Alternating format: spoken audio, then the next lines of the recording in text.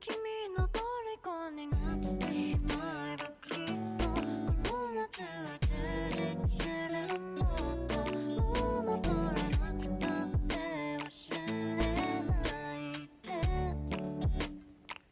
でも気持ちを伝えてしまえばいつかこの夢は覚めてしまうだろうな青い影が揺れる街角何年経っても言えない後悔したって今はないでも言葉はここまで出てるのSummertime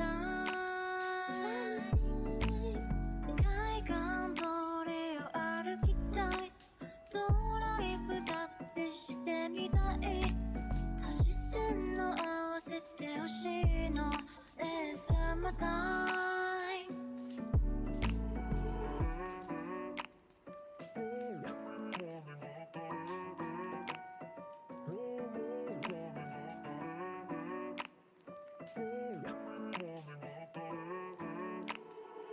君の虜になってしまえばきっとこの夏は充実するもっともう戻らなくたって忘れないでも気持ちを伝えてしまえばいつかこの夢は覚めてしまうだろうな青い影が揺れる街角君の虜になってしまえばきっとこの夏は充実するもっともう戻らなくたって忘れないでも気持ちを伝えてしまえばいつかこの夢は覚めてしまうだろうな青い影が揺れる街角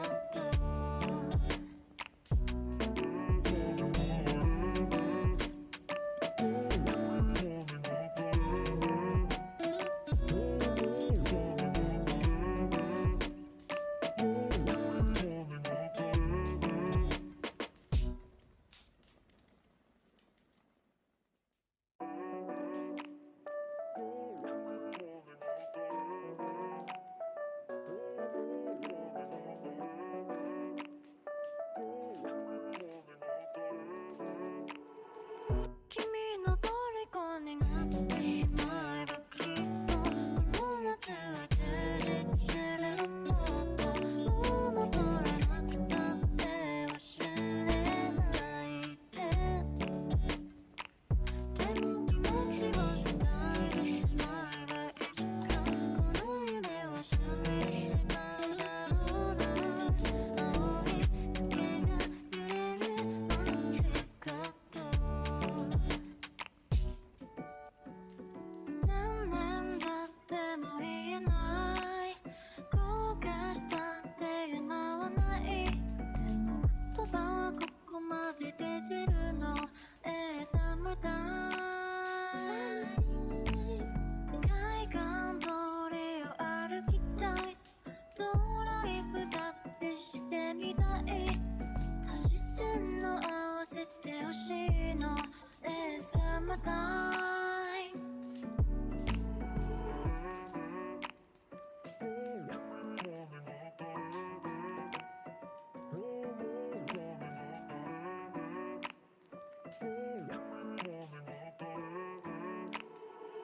君の虜になってしまえばきっとこの夏は充実するもっともう戻らなくたって忘れない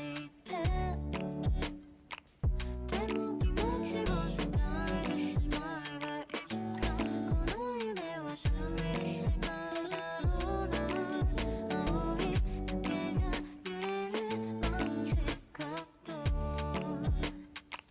君の虜に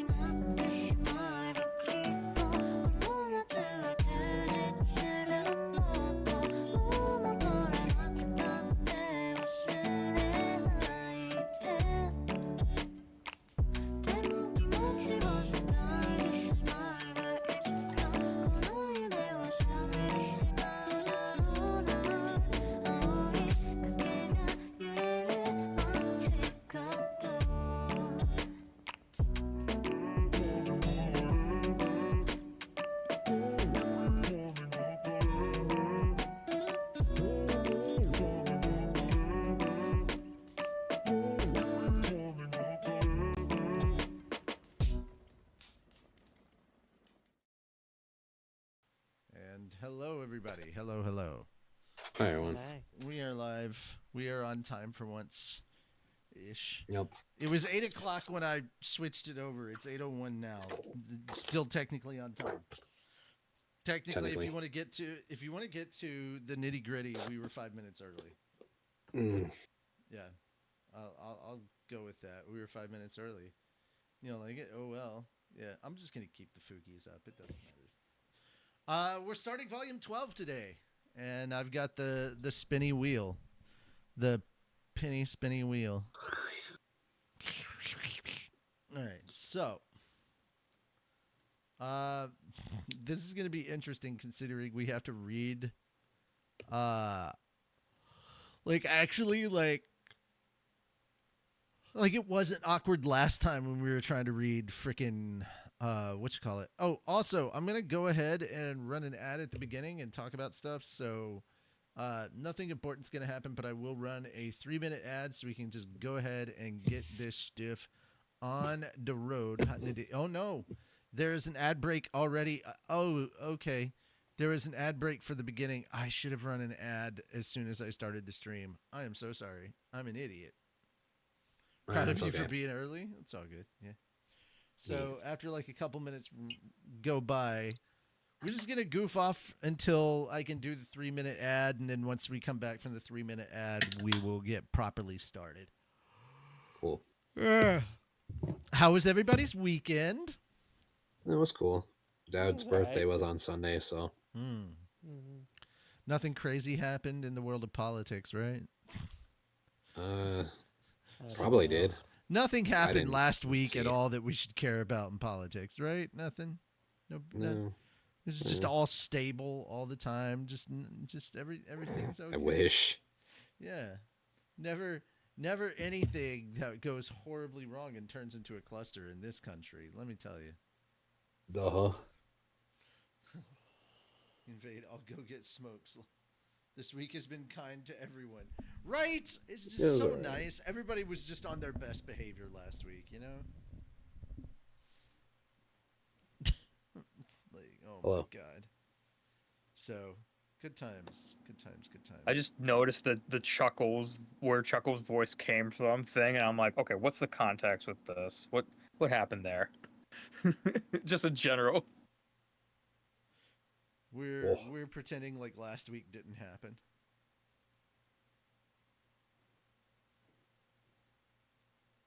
That's basically it. Yeah.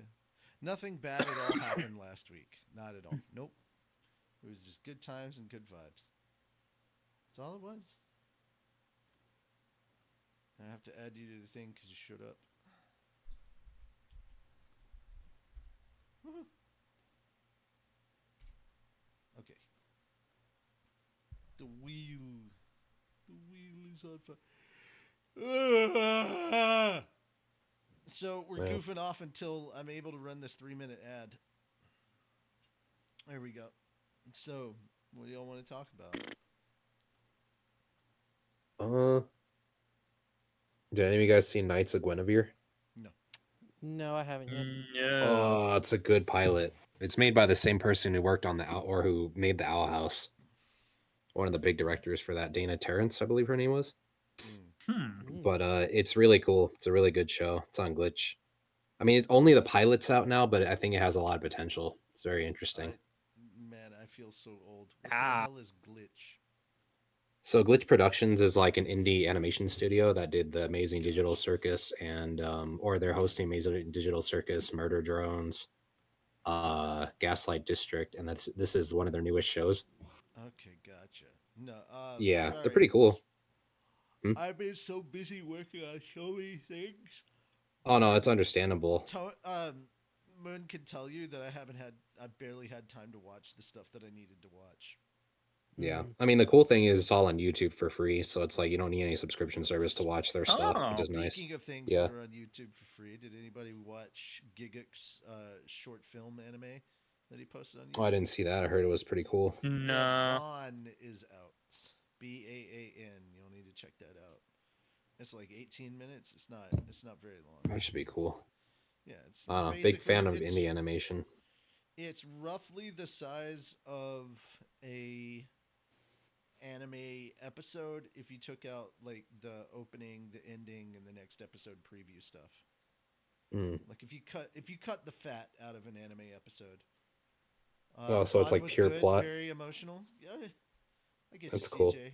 CJ, thank you for coming by the way. But yeah, I watched Bond. I gave it a 7 out of 10. I thought it was really good. Cool. Yeah, yeah. My biggest complaint is that I wish it was longer. Also, hello, Stellar. I almost said sterile. What the frick? Sterile. Sterile the Duchy, not Stellar the Duchy. Hello, Stellar. How are you? I see you peeking in. How you doing? We're waiting on Twitch to stop being stupid. I want to run a 3-minute ad so we can just not have any more ads for the rest of the show, basically. It's gonna be a pain in the butt. It's gonna be a pain in the butt if we have to do it Me. the way we normally do it, where ads just pop in. So I figured we do a 3-minute ad, we chill out, and then as soon as the ad starts, we start spinning that wheel, because today is Spin the Wheel Day. We're going to spin the wheel, it'll land on a person, then it'll land on a voice, and that's the voice that person has to do until some of y'all say stop, or we say stop, or yeah, until it hurts. Until the person says no more. Yeah. No more. I don't want to read this anymore. This No. is, I don't know. More. More. See, that's the difference a comma makes. You can go from no Yeah, there you go. more to no more. More. That's why punctuation is important, kids. Yep. It's true. I watched a video of Connor talking about because he did the dub direction for Gigix anime. And Bro Ooh. cast his wife as the main character.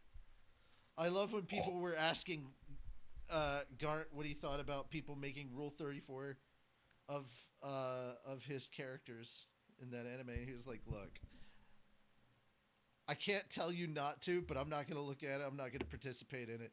And like Sid comes in, and Sid is like the queen of like obscure hentai manga and shit like that, right?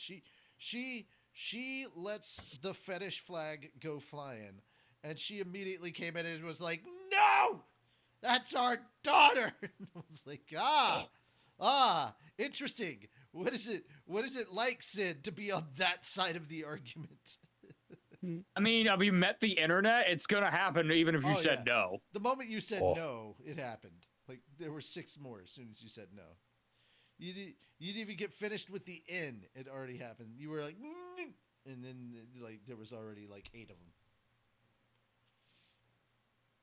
Also, it's really weird when you go to download a mobile game that ads have been throwing at you as you're trying to read your manhwa. You download it, and the first voice that you hear is Cody. Like, That's I'm weird. Like, wait a minute, that's fucking Cody. And I asked him today. I was like, "Hey, is this you?" of a bitch. I go, "Hey, this you?" He goes, "Yeah, that's me. I recorded in this." I was like, "Oh, that's cool." For those of you wanting to know, the game is called Dark Wars Survival. Oh, there we go. We can finally do it. We can finally start the I don't 3 know. minutes. I like the idea of just like, hey, Cody, can you describe this game to me? It's a like, zombie game. You know, there's the ad reamer. But I know, but I want to hear you describe it to me specifically. He's not It's- the one that does the marketing for it. He's one of the characters. He's like the first character you hear. Oh, he's not even I thought, a playable okay, I thought you were character. doing. No. Okay, I thought you like saying he was doing like the ad read for it because you were talking No. about ads for mobile games. No, I downloaded the ad after like getting bombarded with the ad. I downloaded the game after getting bombarded with the ads for so long. I was just like, all right, fucking, just shut up. And no, there's no talking for the ads for this one. It's just beautiful art and backgrounds. And I'm like, oh, okay, cool. Background music, art. Yeah. And it's like, we won these awards. And I'm like, did you now? Why did you win these awards? And I go to check on it. And the first thing I hear is Cody's voice. And I'm like, that motherfucker, stop stalking me. Damn it! Get Cody. out of my video games, person I know actually know. How? No, this is the first time I played a game and I've legit heard a voice from somebody I know, like I've met in person and friends with. It directed them. Like, this is the first time I've heard a friend doing a voice in a game I play. So it was kind of surreal. I was like, that's fucking Obi-Wan Kenobi. I mean, at least it's not the Amelie and Bao situation where every character in like a romance game is just Sayu. I mean, most of them. It's like, Now God you know how damn it! Sayu's I want to fans romance this feel? character. Nah, Yeah, bro, yeah, yeah. I've known that for forever. It's just Yeah, it's it's not, at least it's here's not the- that no, bad. all right. So CJ, no, it's not the same situation because I was just more like, is that fucking Cody? Huh? Good for him. Yeah, you just And recognize then the I voice. just, That's I it. just went. I was like sitting there debating: is that because it's a lower? He is doing a lower tone than his natural speaking voice, but it sounds so Cody. There's so many Codyisms in there, and then I turn around and I go, "Motherfucker, that's awesome. Good for you. Grab your bag." I mean, if anything, it's it not- makes you want to play the game more, right? Yeah, he's not a romanceable character. It's not one of those kind of games. So No, yeah, already way more comfortable. Way more comfortable than like fucking Monarch or Bao hearing Yeah, Sayu. Yeah. Like someone they know, and it's like, damn it! Yeah. God damn it. I want to romance this character, but I know If the anything- person behind the character. If anything, I was proud to hear Cody in there because I'm just sitting there going, "Oh my god. Oh my fucking god. I have directed that person Yeah, it's cool. several times." So it's just kind of interesting. It's like I'm cool by association is how that sounded. That's what happened. All right. Surrogately by you, or Ad precariously break. through you. Ad break is over. Time to spin the wheel.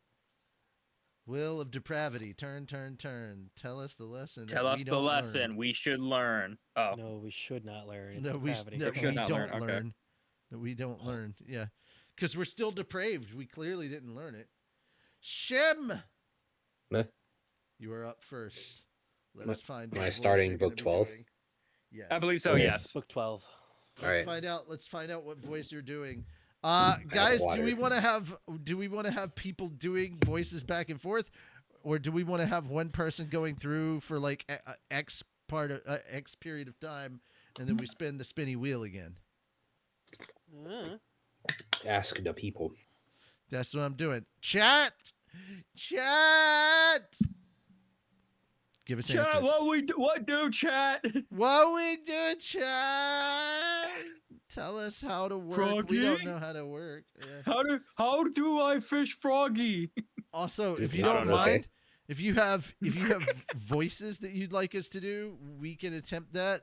We Guys, can add them don't to put- the wheel, yeah. Here's my thing: don't add streamer voices. We don't know how to do those. Streamer voices? So Yeah. just our Well, I normal mean, speaking Beyond just the stereotypical, whoa, guys, did you see that? That was skibbity epic. Oh, that. Okay. That's a streamer Moon, who I- has exactly 0 views. Exactly. Yeah. I felt a year See, just the problem ebb from is your you body. think they would have 0 views, but no, iPad kids keep those channels alive. Oh, that's true. Yeah, it's like the top 10 favorite blah blah blahs of blah blah blah. Yeah, it's like Yeah, that's Yeah. it. These are the top 10 worst things of 2005. Yeah, they always do that, and then they do like And a then billion there edits is, of and have course- really They're not even loud ass accurate. music. And they're not even And accurate. it's like, 10 times this thing has Shim? happened. The whole fucking AI. Yes. Shim, voices. you are Yeah. voicing the medic. Zmidic. Okay. Ooh, how fun. Okay. Let me get my water. Let's I go mean- practice Get your medicine. water. Yeah. Your water. Yeah. Let's go practice. Archimedes! Get out of Yeah. there. It's filthy. You dipped Archimedes. into Russian Oh, there a little bit at the filthy beginning in there, there. Richie. Peds. Birds. Yeah, something like that. Don't worry. Oh, Chapter don't be 1. such a Don't baby. be such a baby. Bleeps Go go back. back? No, they don't. Yeah. All right. And when the patient woke up, his skeleton. Okay, sorry, I'm trying to. Yeah. No. Yeah. We can have fun. We can go on and on with TF2 characters. Chapter 1. What was noise? The sound of progress, my friend. Yeah. Kill me. Later. Later. Yeah. We can quote too much Team Fortress, man. Way I love too Team much Fortress too. TFS. It can go easily as powerful as food if we let it. TF2. Yep. I don't think TF3 is ever going to be a thing, but man, TF2 is so Dude, that's actually that. pushed All right, the story for here's TF2, the thing. yeah. This is. If you guys did not hear, they subpoenaed the CEO of Discord, Reddit, Twitter, Twitch, Steam. and Steam. And my favorite response to that is literally they called him in so they can literally announce Half-Life 3 at Congress. That is my fucking favorite laugh. comment. They Valve, literally you called I'd Valve fucking in laugh. to make them release to make them say the release date for Half-Life 3 in front of Congress. And I'm like, that's Valve, fucking you must hilarious. make Half-Life 3. It is Yeah. a federal, like, Congress is demanding you make it. All right, there we go. We waited Yep. long enough. The labyrinth city of Rapan was one of a kind. Rapan sat in the midst of a vast desert, trapped within a peculiar, enormous white cage. An inquisitive person who approached would find this. Okay, I'm like leaning into spies territory. Let me see. German. An German. inquisitive not French. person There you go. who approached would find this cage actually constructed of bones, those of some long dead behemoth. The ribs alone grew back and were No, large they enough to encase the entire city. No, they don't. Yeah, no, they don't. That's a lie. At one point, the city had been nothing more than a small oasis. The remains of the behemoth had transformed it, and it was now surrounded by a shocking number of labyrinths, making it an alluring destination for countless adventurers.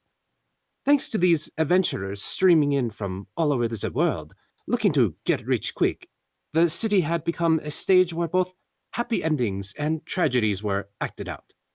This city, wrapped in a whirlwind of chaos, is currently one of the largest and most prominent in the Beggared continent.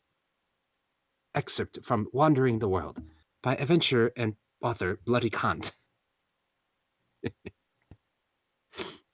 Yeah, saying that with a I had German it- accent. yeah. huh? Bloody what Bloody now? Kant. Bloody Suddenly, Kant. What? suddenly we see the pun in the naming Yeah. system here. Yeah. I had a dim recollection of the information contained in Wandering the. Sorry, it's like What if that is it's a like menu struggling to What if to that is a lean menu option into at a French. restaurant? And I'll have the bloody cunt.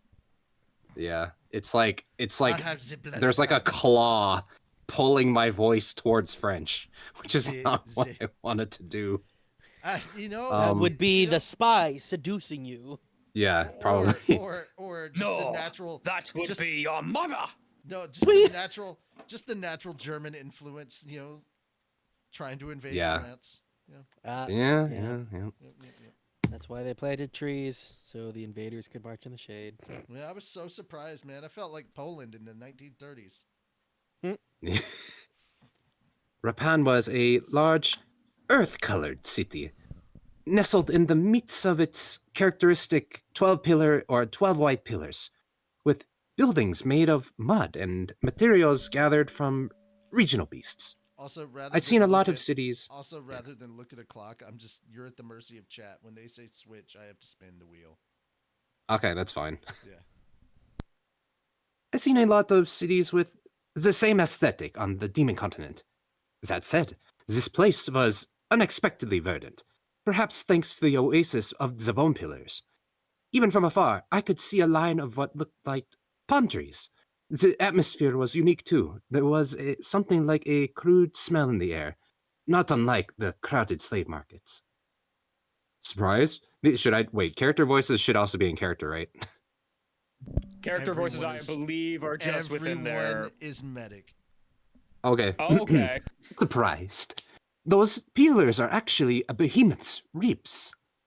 We're still walking along as I surveyed the area when Galban called out to me boastfully. thanks to the current information of our group, I'd been talking to him a lot lately. The man loved to brag. His stories were always incredible and self-flattering, with questionable veracity, but easy to enjoy if you suspended disbelief.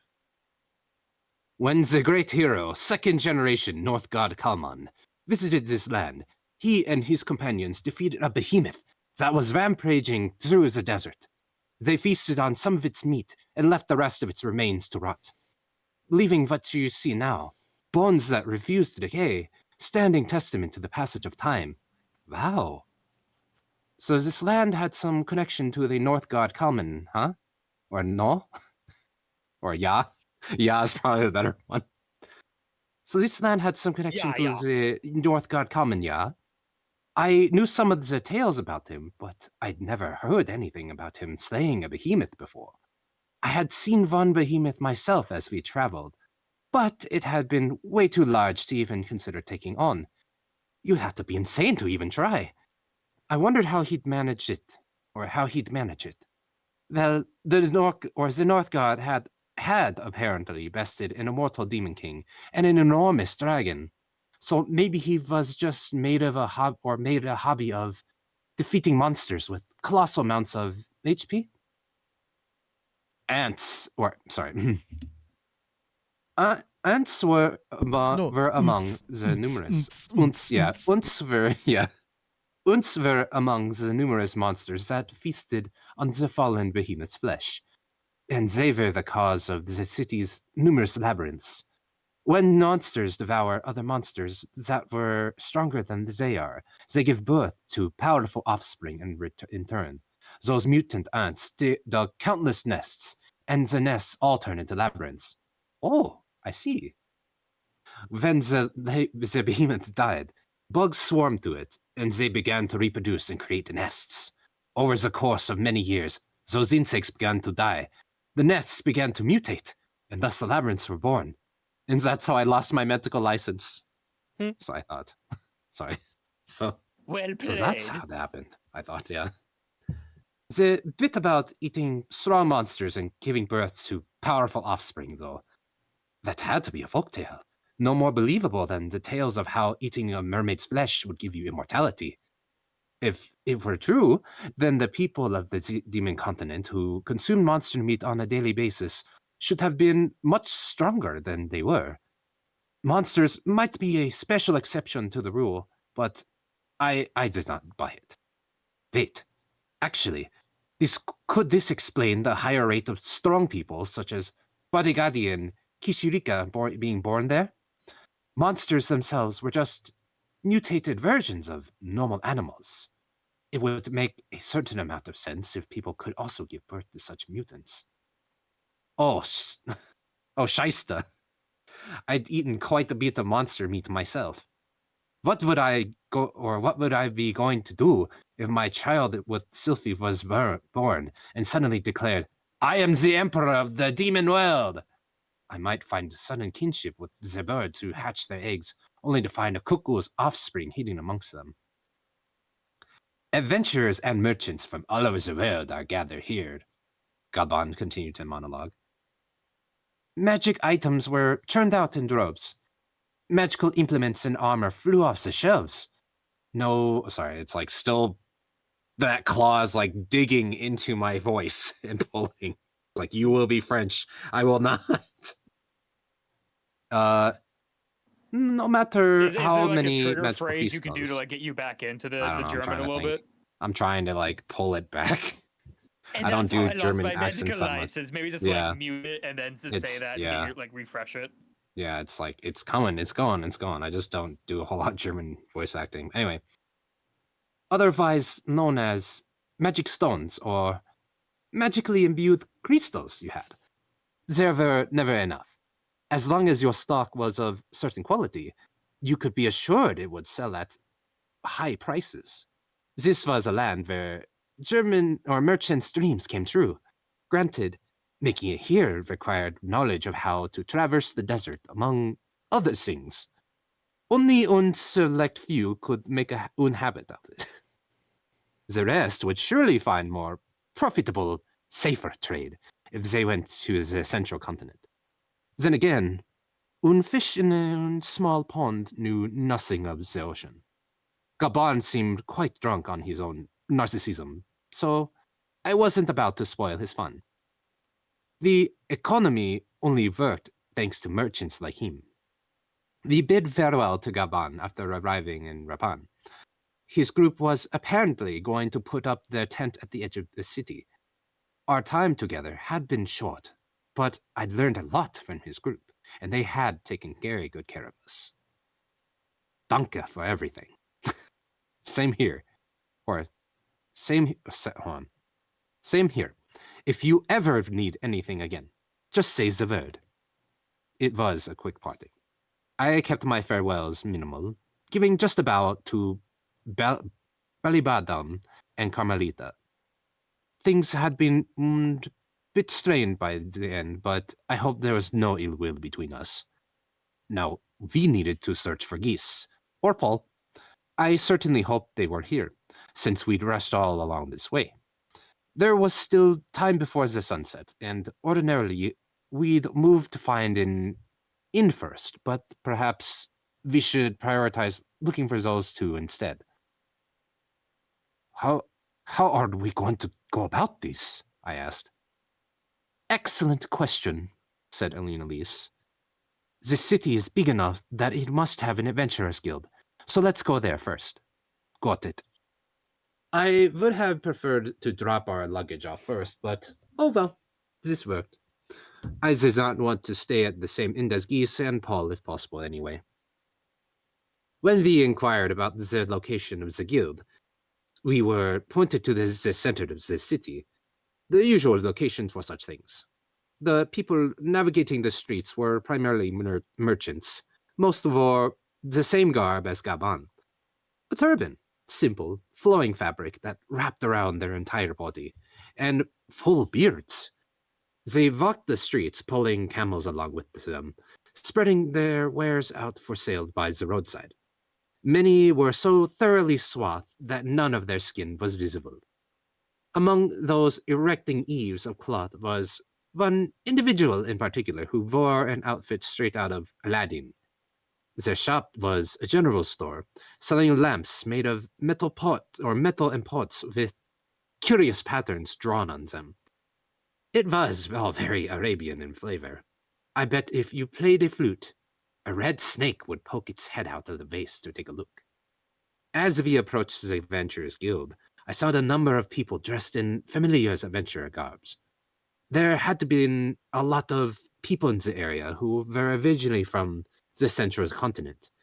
They all had battle-worn faces, probably S-ranked adventurers who specialized in labyrinth diving. Most wore pretty light clothing. It was dangerous to go out into the blinding sunlight without ample coverage to protect your skin, but it was probably fine as long as they didn't venture out for extended periods. The building for the Adventurers Guild was carved out of an enormous boulder, most likely through magic. I could tell immediately because it resembled something I could have made myself, though the complexity of its construction surpassed my capabilities. There was an exquisite relief carved into the entrance, and the interior, once you stepped inside, was well ventilated, enough to feel refreshingly cool. The vibe within the guild was about the same as the rest of the city, but being the new kind of city it was, there were no newbie adventures to be seen. Everyone's looked particularly powerful. The ones who particularly caught my eye had scarred face and bodies. They all seemed to have checkered pasts. Not me, though. I'd led a sheltered life. No checks, no stripes, no spots. Okay, let's start asking around about Paul and Geese, Lena Lee said. Sounds good, I agreed. I'm sure we'll find something if we ask. Geese should already have an information network here, so I'm sure he'll hear of it if we go poking around using his name. Oh, looks like that won't be necessary. I followed Elenice's gaze to discover a monkey-faced man in a corner of the guild. He was deep in conversation with a sword-wielding beastman. Come on! I'm asking you, Geese pleaded. You owe her one too. I know it. You're asking the impossible. Can't you just bend this once? This is a race against time. It's already been a month, hasn't it? She's dead. No. Geese shook his head. There's no way. Even if she is, we've got to at least go in and check. Find her remains. Come on. I'm begging you. I've seen your skill myself. That's why I'm here. I'll even pay you double, if that's what you want. He had a desperate look on his face. I never knew that a little weasel could make that kind of face. Sorry, but try someone else. I'm not eager to die. Geese tried for a while to persuade the man, but at last the beastman shook his head, and Geese clicked his tongue loud enough we could hear it from where we were standing. You damn swinehole. Can't believe you could bother you to call yourself an adventurer with that attitude. Yeah, say whatever you like. The man strode out the door without so much as a backward glance. It was rare to see Geese curse at someone. No, or nein. Truthfully, I didn't know that much about him. The Geese I'd encountered in the past had been more light-hearted, though. And I said as much. He looks like he's really backed into a corner. Oh my, that's how he usually is, though, Eleni said. Really? I had kind of had a different impression of him. He must have been trying to look more mature in front of you. There, Geese. Geese twisted his head around, searching. His eyes went wide when he spotted us and shuffled our way. Oh! Jawohl, if it ain't Alina Lees. Sorry to keep you waiting, she said. Geese gave an empty laugh. Not at all. You're actually here way faster than I thought. He broke out into a smile as he clapped her on the shoulder. Hold on. Actually, just how the hell did you get here so fast, It's only been 6 months since I sent that letter. Ah, you must not have read it, eh? Probably missed as you were traveling. We'll talk about that later. What's going on with Zenith? Elena Lees asked. His face clouded over. Not great. I sent that letter to you because I'd figured it'd be a drawn-out affair. So, to be honest, well, we can talk about that later too. Apparently, things weren't going well, but we'd anticipated as much. My overly optimistic hope that they would have solved everything by that time we got here had been quickly proven false. For the moment, I cut in, could you please guide us to where my father is? Gee's eyes flew open as when he looked at me. Then he started scratching at his upper lip. Oh, yeah, that's you, ain't it, boss? You sure got bigger. And you sure don't seem to have changed, Mr. Geist. Yuk. Or yuk. I think I say yuk enough. That gives me the trick, the creeps. Just call me newbie, like you used to. Ah, this exchange sure brought back memories. My. You two sure seem to be close, Elena Lees commented in amusement. Hearing that, Geese grinned. Well, we did share a cell together, eh, boss? Indeed, I said. It sure brings back memories. Ah, nostalgia. The time I spent completely naked in that cell in the Doldia tribe's village. It was after I crossed the sea from the Demon Continent to the Zemulus Continent, been caught up in a kidnapping incident and dragged back to their village. Among the Doldia, those facing serious crimes were stripped of their clothes and tossed into a cell. I was given the same treatment on the basis that I had kidnapped the sacred beast and tried to commit sexual acts with it. Those were false allegations, of course. Who the hell would try to commit sexual acts with a puppy? Anyway, it was out there that I met Geese. His partner was a minor one, brought about by his own greed. He's been quite the generous thief. Ah, that's enough of that, though. I'll take you to where Paul is, Geese said, giving another empty smile as we left the Adventurers Guild behind us. Paul was staying at an inn in the corner of the city. The building was constructed of mud and stone and was aimed at B-ranked adventurers, at least by Demon Continent standards. It was neither lavish nor dilapidated. Once we had arrived at the entrance, Geese said to us, "Listen good. Paul's in quite the state right now. So, Elena Lise, I know you've got a lot you want to say, but let's just save it this time. I can't make any promises, she replied, shaking her head. He forced a smile and shrugged his shoulders, leaving it at that.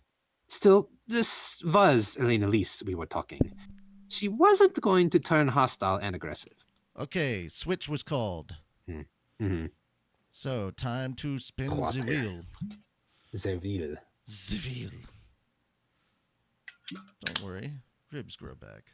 No, they don't. No, they don't. All right. And that was actually how I lost my Doctor, medical are you license. sure this will work? I have I no have idea. idea. All right. Oh.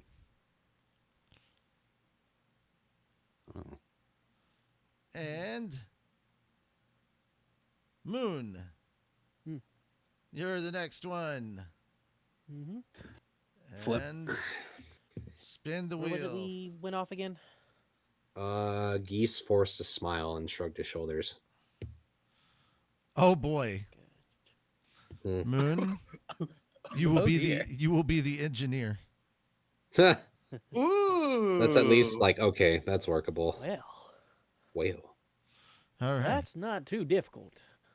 Yeah. At least for the accent. Hmm. The voice. Laugh O'Reilly. Green gravy. Whew. Dispenser going up. We're not asking for the voice itself. We're just asking for your interpretation of the voice. So go for it. Have fun. Hmm.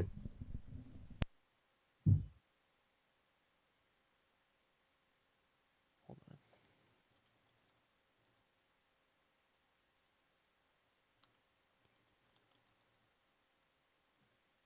There we go. Okay. So, And then Hoshi says hydrate. And so everybody hydrate. Yeah. Thank you. hydrating. Way ahead of you, thank you. There we go. Hoshi, get your tail in here and do silly voices with us. Yeah. Yeah, we're having a good time. Mr. Conager. Reading's not the Spencer only thing growing that up. hurts the throat. Mr. Conager. I don't know why I thought freaking oh god, what was the president? I'm blanking on his name now. Oh god. Ronald President? Reagan. Oh. Wait, like Mr. Gorbachev tear down that wall? Yeah. Yeah. I was like, wait a minute. Smash. You said Reagan. Reagan And smash. Geese forced a smile and shrugged his shoulders, leaving it at that. Still, this was Elena Lise we were talking. She wasn't going to suddenly turn hostile and aggressive. You too, boss. Don't start a fight like you did last time, got it? I'm sure you have a lot you want to say, but just try not to blame him too much, okay? It had to be pretty bad for Geese to go on such a long preamble. Besides, I had already seen Paul when he was at his weakest and running from his problems. I just had to mentally prepare myself for something similar. Though his appearance might suggest otherwise, Paul wasn't the most mentally durable. If something bad happened, he'd sink into depression immediately. I wouldn't go so far as to call him an emotional wreck, but he didn't have the resilience to handle massive setbacks. I figured he'd bounce back at being as self-assured as he had been when we lived in Buena Village once we found Zenith, but who knew? This was an essential step. I needed to be open-minded enough that people would call me the Buddha, the Buddha Rudius. Okay, let's go in, Geese said, and we entered. There was no door, only a curtain that sectioned off the inside from the outside. The first floor of the inn was basically like all the others I'd seen, with tables for people to eat at. The material used to construct said tables was different, as was their layout, but other than that, it was the same. I recognized Paul at a glance. His upper half was flopped over the top of a table. Ah! Someone gasped quietly. It was Lilia, standing just beside Paul. Even on this continent, she was still wearing her maid uniform. Her normally tidy hair had grown frayed, and her face was haggard with exhaustion. Still, she brightened when our eyes met. She bowed toward me and immediately nudged Paul's back. The woman who sat directly in front of Paul stood up. She looked at my face and retreated several steps, then suddenly lowered her head. Her body was cloaked in a robe. Which one was she again? Viera or Shiera? I was pretty sure she was Shiera. I'd met her in Melicion. She was an accountant, right? Her face was heavy with exhaustion. All of theirs were. I took her seat, planting myself directly across from Paul. Master, Lord Rudius has come, Lilia announced. Coaxed by her prodding, Paul slowly lifted his head. He had dark circles beneath his eyes. His entire body had gone gaunt and emaciated. He looked terrible, but there was no scruffy stubble around his jaw, and his hair was fairly well kept. He was no longer steeped in the stench of alcohol either. Still, I could tell he was at his wits' end. I was glad we'd come. Seeing the condition he was in told me it had been the right decision. Rudy? Father, it's been a while. He stared at me, eyes dazed and unfocused, almost as if he wasn't entirely awake. No, maybe he had been sleeping, dozing in and out of unconsciousness as he lay slumped across the table. It had been so long since we last saw each other. Last time he'd yelled and rebuked me. Even though he'd felt cornered at the time, I'd still returned his strong words in kind, and it had turned into a fight. Not today. Today I was the Buddha, Rudius. Huh? That's weird. I can see Rudy. What's up, Rudy? It's been so long. You look like you're doing well. How are Norn and Aisha? He asked, his face dark and overcast. Honestly, his reaction wasn't what I'd expected. I thought he would be just as he'd been before, drunk and running from his troubles, sporting a flask in one hand, yelling at me. I took them in. They're living in the magic city of Sharia right now. They're doing fine. I've left them in the care of some trustworthy people just in case. Okay, yeah, that figures. Just as reliable as ever, Rudy. How are you, by the way? Doing good? Oh, yes, I guess I am. He smiled, flippant and carefree. A smile unbefitting of the circumstances, as he'd lost all heart. Okay, well, that's good. That's the most important thing. Hey Moon, can I stop you for just a sec? Just a Yep. compliment.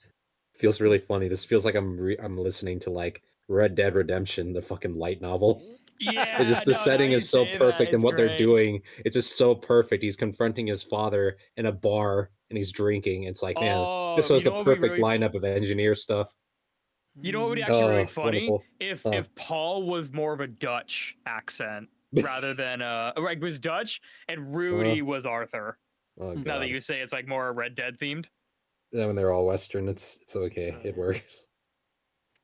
Who's John then? Well, Where was I? sorry, go ahead. Okay. You're good, you're There good. was no life in his eyes. Okay. There was no life in his eyes. Perhaps his spirit had given out and he'd become nothing more than an empty husk. I gave Geese a nervous look, but he merely nodded back grimly. Seriously? This was what Paul had become? Rudy. Paul took to his feet and tottered around the edge of the table toward me. Then he pulled me into a tight hug. I'm a hopeless bastard. I just silently returned the embrace. Maybe he was hopeless. Maybe he'd never return to the way he was. I could hardly believe it, not when he had a grandchild on the way. But everything would be fine now that I was here. I would do something to fix this. It was the whole reason I'd come. I can't save your mother. I can't even keep the promise I made. I've completely failed you as a father, too. I really am a hopeless bastard. Please, don't worry. I'm here now. Things are going to be okay. Rudy, you really have gotten big, haven't you? He squeezed my shoulders tight. It hurt a little bit, but I wouldn't complain. I did indeed. I'm going to have a child soon as well. So just leave the rest to me and take some time to relax. Wonderful picture. Huh? A child? A strangled cry escaped Paul's throat, and light came flooding back to his eyes. What? He looked entirely bewildered as he patted his hands against my face. Wait, are you actually the real thing? I am indeed. So this isn't a dream. I'm dreamy enough for it to seem like one, right? I joked. Yeah, it's definitely you. He blinked several times, then looked around. Lilia's eyes met his. Good morning, Master. Oh, it's you, Lilia. How long did I sleep? Since Lord Talhan left to go shopping, so about an hour. Okay, guess I was still only half awake. He shook his head and stretched his body. So he was just half asleep, I thought. He wasn't a husk after all. Good. I was too young to be stuck looking after my old man. Paul retook his seat and turned toward me. Then, as if we were redoing the whole reunion, he asked, Rudy, why are you here? I already told you I came to help. No, that's not what I meant. I shook my head. I'd anticipated the question. We'd had a similar communication mix-up before, and it had turned into a fight. But this time, things would be all right. I had seen his letter, and Norn and Aisha were in my care. Everything's fine. Norn and Aisha as well. They're being looked after, I said, repeating what I'd already said a moment ago. Oh, okay. Paul looked confused. He reached out to pat my body again, almost as if he were checking to confirm that I really was here. No, but, I mean, didn't you get here way too fast? We took a somewhat unique method of transport. Now, I'm sure I'll have to explain when it's time to go home. Unique, huh? Well, knowing you, I guess it's possible. Paul looked dumbfounded as he dropped his shoulders, mouth still agape. Well, just to clear everything up, why don't you tell me what happened after Geese sent that letter? No, hold up. I'm kind of confused. All right, then. Why don't you drink some water and try to calm down? I used my earth magic to conjure a cup, water magic to fill it, and then passed it over to Paul. He took it readily and gulped the liquid down. Once he was finished, he let out a big sigh. Sorry, I was just a bit shocked. I knew Geese had gone off on his own and sent that letter. I just figured it'd be a while before you came. No, actually, I'm the one who feels bad. We haven't even found Mother yet. I'm just moving on with my life. No, I can't blame you at all for that. After all, I slept with Lilia once, too. Well, they were husband and wife, after all, so I didn't really see the harm in it. I meant to wait till we'd saved Zenith. I really am pathetic. Paul lowered his eyes, looking as if he might cry again. He was so fragile, like porcelain. Lilia suddenly cut in. We were attacked by a succubus. We had no choice. Even so, fuck. Paul cradled his head in his hands as the memories came flooding back. A succubus, huh? In that case, it really wasn't his fault. I'd encountered them myself, and there really was no resisting them. They exposed the darkest corners of your heart.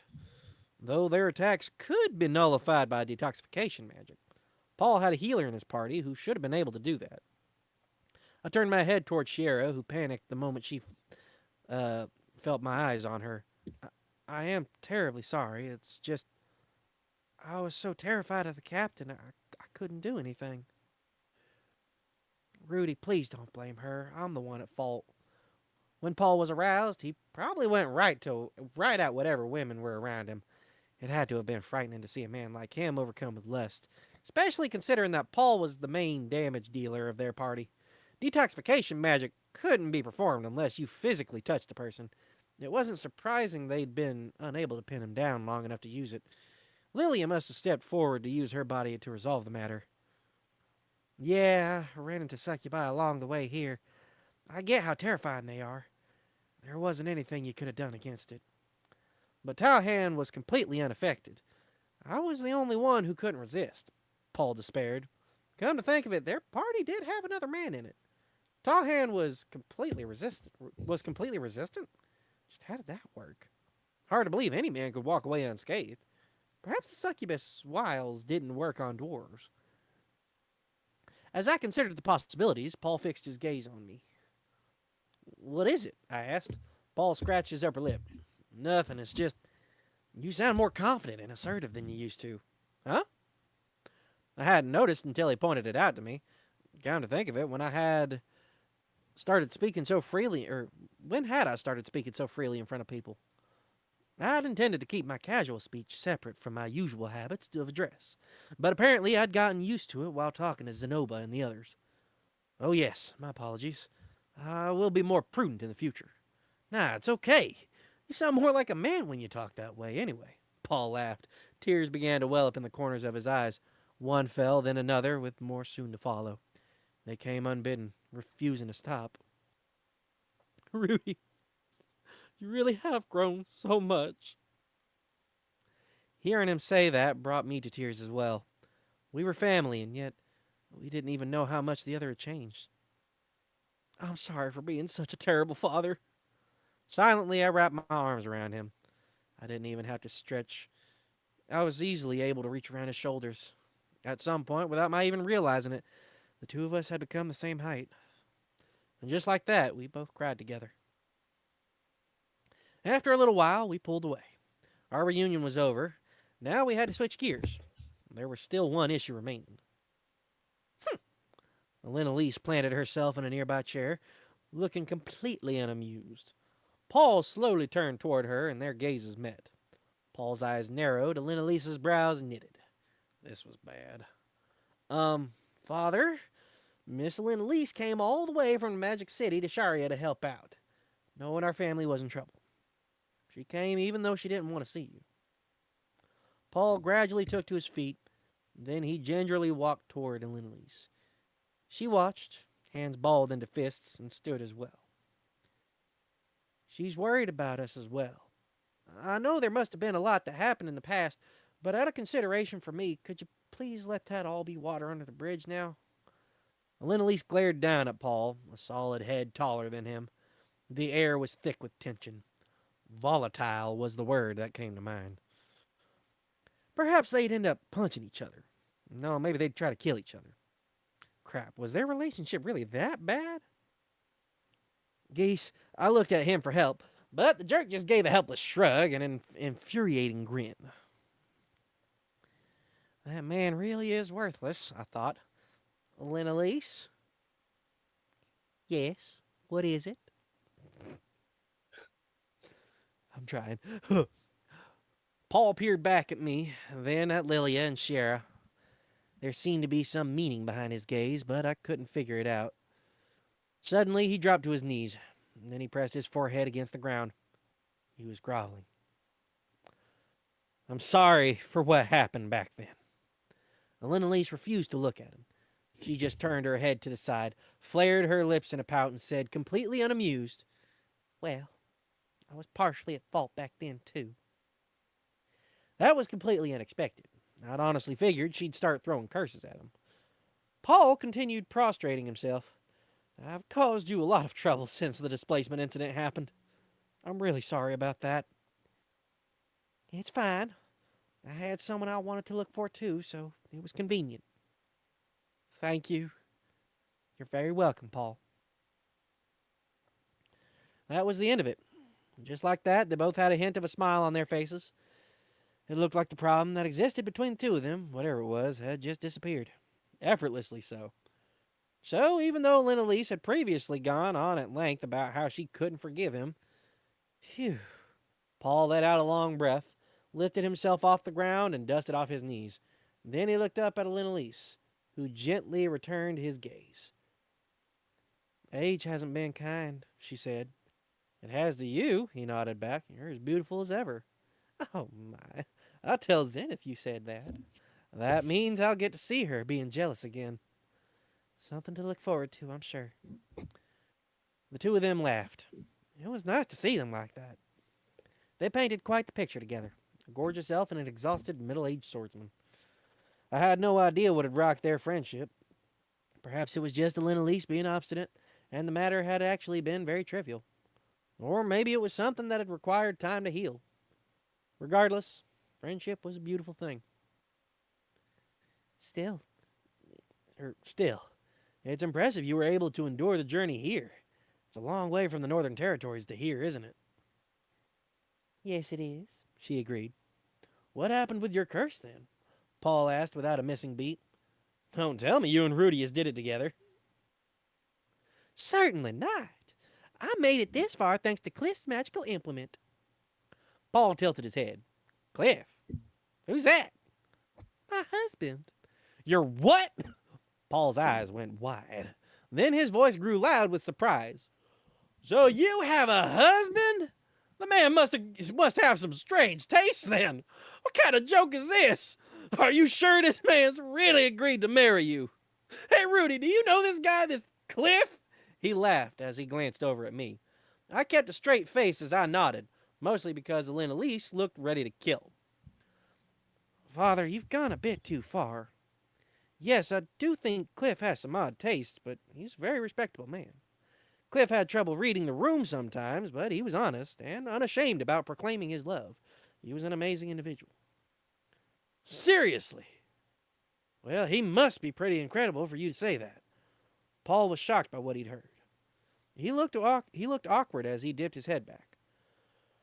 Okay, that was my bad then. Be sure to introduce me when we get back. Yes, you should be sorry, Lindley's huffed. He's a far more amazing man than you. Paul forced a smile and bowed his head once more. All that aside, Rudius, Lindley's, thank you both for coming. We're just getting started, she quipped. Of course I came, I said. We're family. Now then, it was about time for us to get to the heart of the matter. Father, please explain what's going on. Paul began by explaining the details of how he got here, though I already knew the gist of it.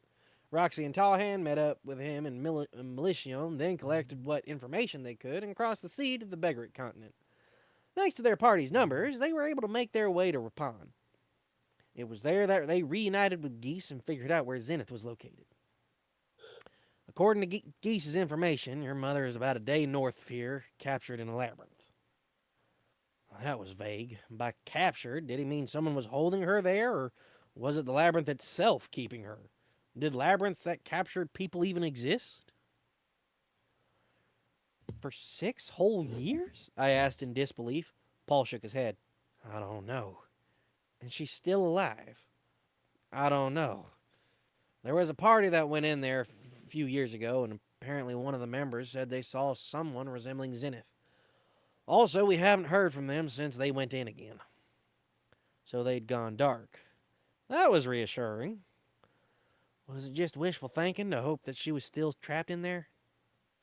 And then again, according to what Roxy had said, Zenith had still been alive when Kishirika saw her. Based on Geese's information, news from the aforementioned party had stopped coming before Roxy conferred with Kishirika. That was 2 years ago. Geese's information had been acquired 4 years ago. In other words, Zenith had gone 2 years without contact with anyone, and was still alive when Kishirika saw her. That meant there was a high likelihood she was still alive even now. Apparently, they were betting on that sliver of hope in continuing the search for her. Even if she hadn't survived, it was still important to confirm her death. Of course, I hoped she was still alive. When I heard she could be dead, my heart had sunk. I guess I'd already figured it was too late. It had been 6 years after all. Suddenly, Geese cut in. All we have is secondhand information, so we don't know. Maybe she is dead, maybe she's been possessed by some kind of monster. All we got is she was seen in the labyrinth. Paul added, this labyrinth is a very old and difficult one. In this past year, we've gone diving into it numerous times, but it's been rough. We have 4 labyrinth diving pros in our party, but we didn't even get halfway in. Pretty sad, really. 4 of them. Paul, Geese, Tallhand, and Roxy? They had 3 others as well, but none of them were professionals. Come to think of it, where were the other 3 members? Got company? Just then, light came pouring in from the entrance. Someone had stepped inside. Oh, looks like I missed a touching reunion, eh? It was a small man. Granted, his height was the only thing small about him. He had about as much girth as he had height. You could tell he was a dwarf at a glance. He had a long, flowing beard and a large burlap sack in his hand. This had to be Talhand. A woman stood behind him, dressed like a warrior and carrying a similar sack of her own. She wasn't wearing the bikini armor that she had before, but I remembered her face. Viera, right? She gave me a bow, then hurried over to Shiera's side. The man's stout body swayed as he approached. He surveyed me from the top of my head to the tips of my toes. You Paul's boy? Yes. Pleasure to meet you. I'm Rudius. Tallhand. You look as intelligent as I heard. Mm-hmm. He plunked his bag down on top of the table. Rudius, you better stay away from him. He steals what men hold dear, Elendalise warned. What men hold dear? What did that mean? Their pride? I thought it smelled a bit too much like women in here. Tallhand looked over at Elendalise with an expression on his face that seemed to say he'd only just realized she was here. What's this, eh? So you tagged along too? Oh my, are you saying I shouldn't have? Course I am. Just you being here stirs up trouble. He reached into his bag and produced a glass bottle filled with amber liquid. He popped the cork off and gulped it right down. Pwah! Now this here's a drink that'll hit you in the gut real good. The dialogue is too perfect. Just nailing it. Boy. Stench of alcohol came wafting through the air. Pretty strong drink if that was any indication. The dwarves did love their liquor, after all. Have a go. Talhand thrust the bottle toward Elendalise. She took it wordlessly and chugged. She didn't drink as much as he did, but I could still see her pale white throat move as she swallowed twice and then burped. Quite the crude alcohol. Goes perfect with someone as crude as you. He shoved the cork back in and returned the bottle to his bag. What was with their exchange just now? Was that supposed to be a dwarven-style greeting? No one else was commenting on it. What on earth? Well, now that everyone's here, let's pick up where we left off, okay? Paul's voice brought me back to my senses. Tallhand had made quite the impact with his entrance, so I completely forgot we were in the middle of a conversation. Wait, did he say everyone? Hold on a minute, I interjected. What about Master Roxy? Paul's face grew dark when I asked, and it wasn't just him either. Everyone else wore the same look, save for Elendalise. The long-eared beauty seemed to realize what that meant, and her ears went wide, or her eyes went wide. Ears. What? It can't be. The moment I heard her say that, a single word popped up in the back of my mind. The worst one imaginable. Death. A month ago, Roxy got caught by one of the traps in the labyrinth. I could feel my heart pound. I didn't want to hear this. Not that blue-haired little girl. It couldn't be. I didn't want to hear them say it. I mean, she was a competent adventurer. One who'd traipsed into a labyrinth on her own before. She couldn't use voiceless magic, but she'd successfully shortened her incantations. She was a king-tier water magician, my savior. I didn't want to hear anymore. Even so, I asked reluctantly, She's not dead, is she?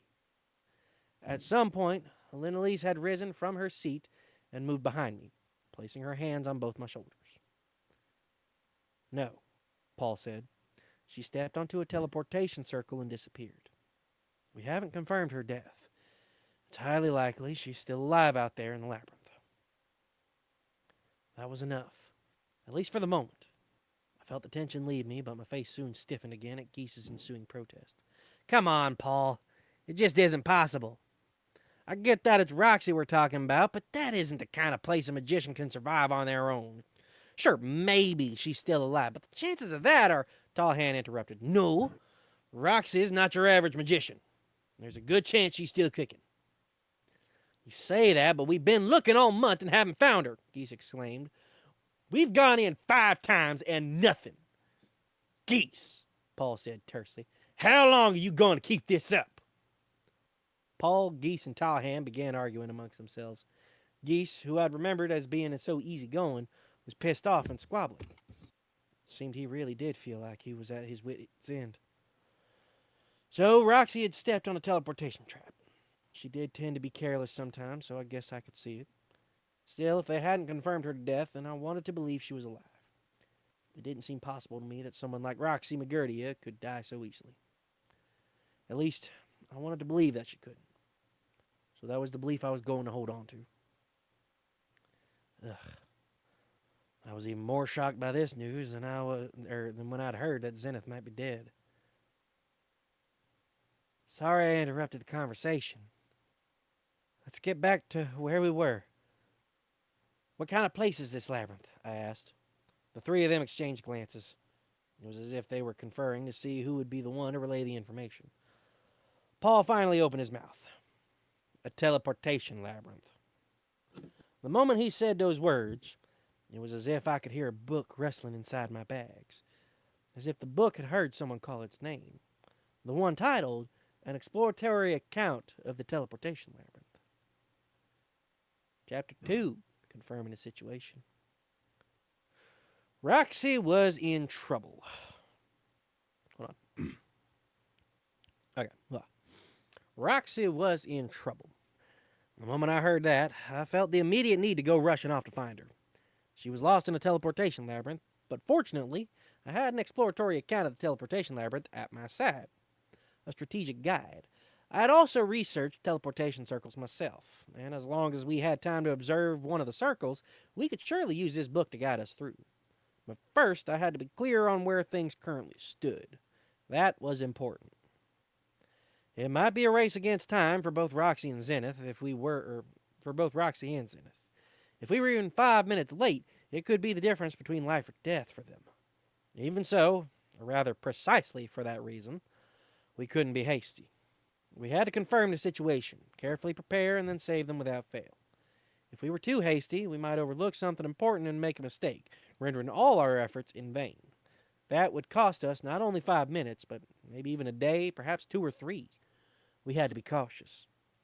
There was no room for mistakes here.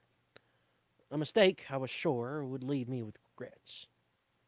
Whatever the circumstances, if my errors led to us being unable to save Roxy or Zenith, I would be left with overwhelming regrets. Father, I have a notebook with me by an adventurer who went deep into the teleportation labyrinth. I started by revealing the book's existence. An exploratory account of the teleportation labyrinth was once shown to me by Master Fitz. It had detailed information about the shape of teleportation circles, which were considered taboo. The only reason it had avoided censorship at the university was either because it had simply been lucky enough to go unnoticed, or because it was an adventurer's tale. The fact that it hadn't been taken off the shelves meant it was possible this book was pure fiction. Ugh, I need water.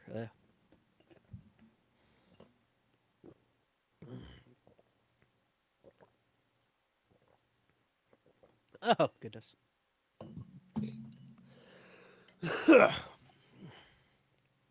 The teleportation labyrinth was one into which Yeah, sorry. no nobody one had said ventured. switch yet. My bad. Do what? Nobody has said switch yet. Sorry. They love your It's southern okay. accent. Yeah, they either really like the accent or they just like enjoy torture. They don't think you're I mean, suffering enough yet. Yeah, clearly. No, if they Clearly. did that, they would be switching it up all the time. Suffering Yeah, would yeah. be if I had to do the heavy for this extended amount of time. Oh yeah. It's no, heavy, definitely. yeah. Oh yeah, that's on. Is that on the Duh. list? Yes. I don't know. Probably. Yes. I mean, if it's TF2 characters, then yeah, I'd imagine. Also, torturing Goat, mood is a hobby. law, I'm Gee, vibing. thanks, Goat. Thanks, Goat. By the way, Even you know, Huh. you guys can, so long as you post in chat, you guys can say switch and it counts too, right? Does that Fair enough. count? Yes. Huh. I just said. I mean, I switch has to be assume It just said. has that's to come so, from the like, chat, I figured. so, I just you know. said chat Okay. had to say it. I didn't say who in chat had to say it. I just said chat had to say it. Mm. Well, Fair. I figured, but I was like, no, I think it's more fun if they specifically. Yeah. Yeah, well. Ooh. Dude. The teleportation labyrinth was one into which no one had ventured. The author might just have used the concept to spin this fictional tale, but that seemed unlikely to me. After all, the teleportation circles described in this book bore a striking resemblance to the real thing. I'd researched the circles myself, and this book had the most accurate and precise information about them that I'd found when cross referencing it with other such books. I was certain of it. Still, it could be referencing a different teleportation labyrinth. I couldn't rule out the possibility of there being another labyrinth in this world that was littered with teleportation traps. A guidebook of the same name had no value unless its contents matched the situation. If the labyrinth written in here matches the one we're about to enter, then this could really help us navigate our way. When I said that, Paul's eyes widened. Hold on, Rudy. Why do you even have a book like that? I thought it might be useful, so I took it from the university library and brought it along. I see. For now, I decided to leave out the part about the teleportation circles by which we traveled.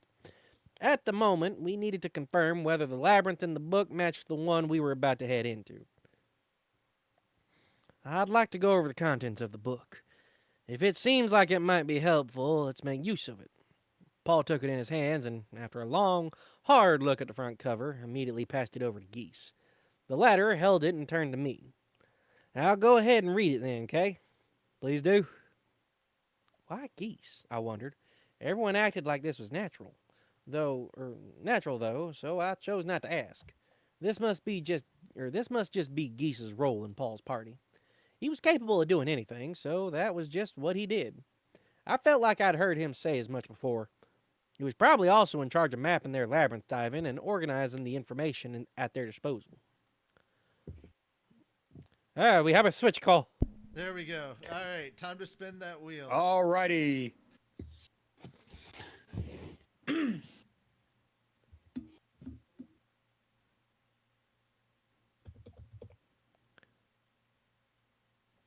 And it's Shim again. Mm. Ooh. And let's find out who you're going to be voicing.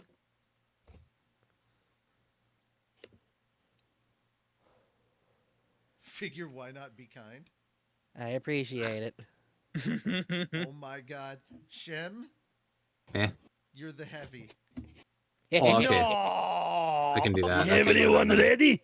I'll try. Hold on. So Because it's funny. after the and organizing the information at their disposal, right? Yeah. Okay, cool. Make sure. Hold We still got on. problems. Ja, ja.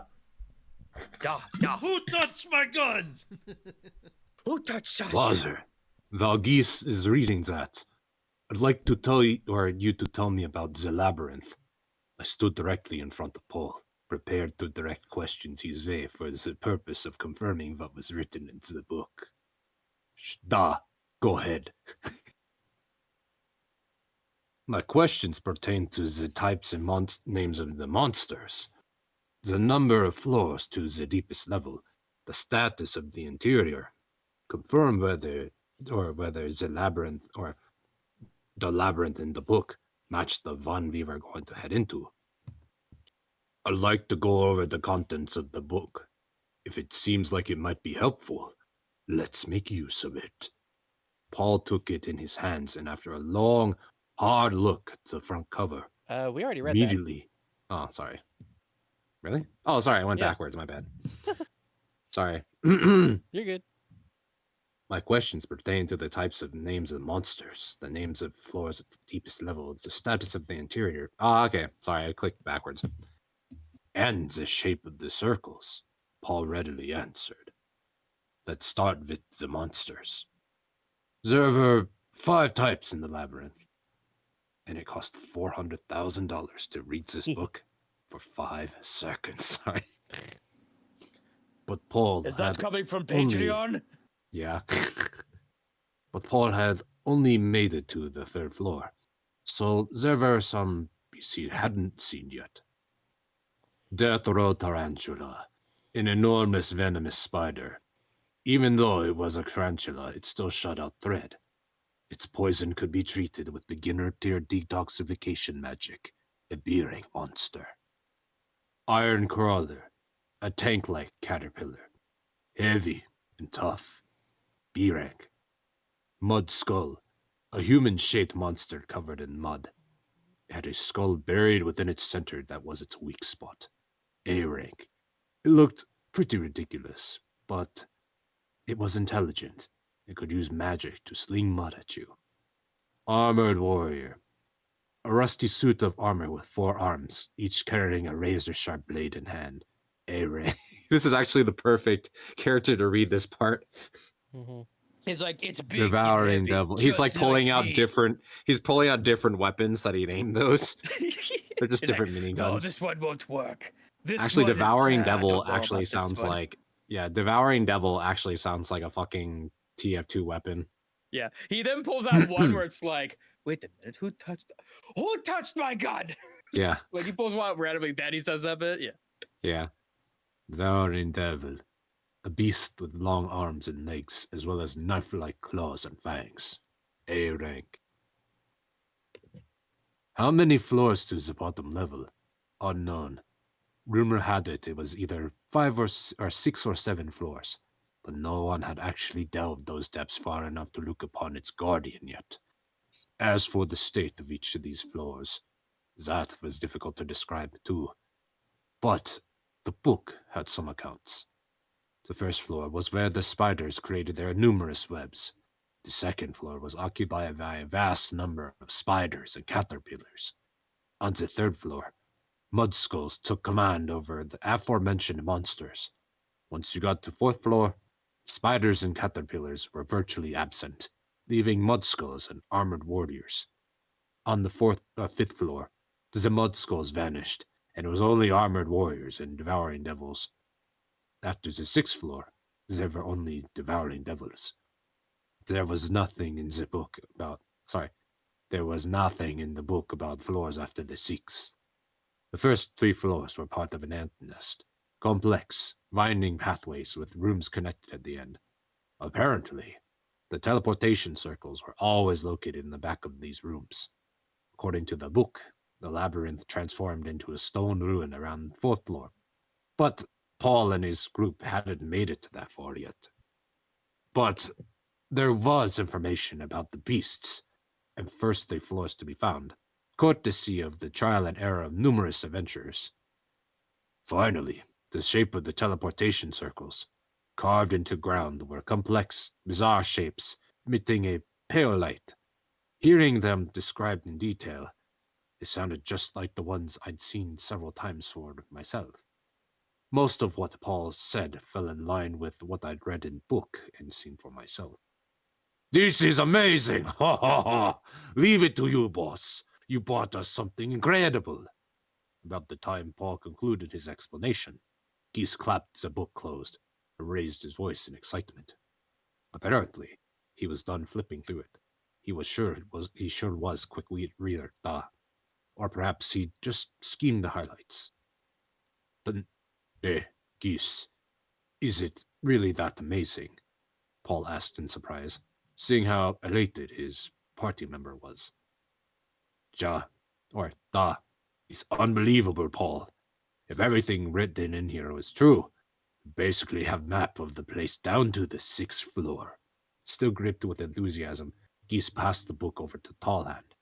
He left the dwarf to read over it, and, unable to hide his excitement, began explaining the contents of the tome to Paul.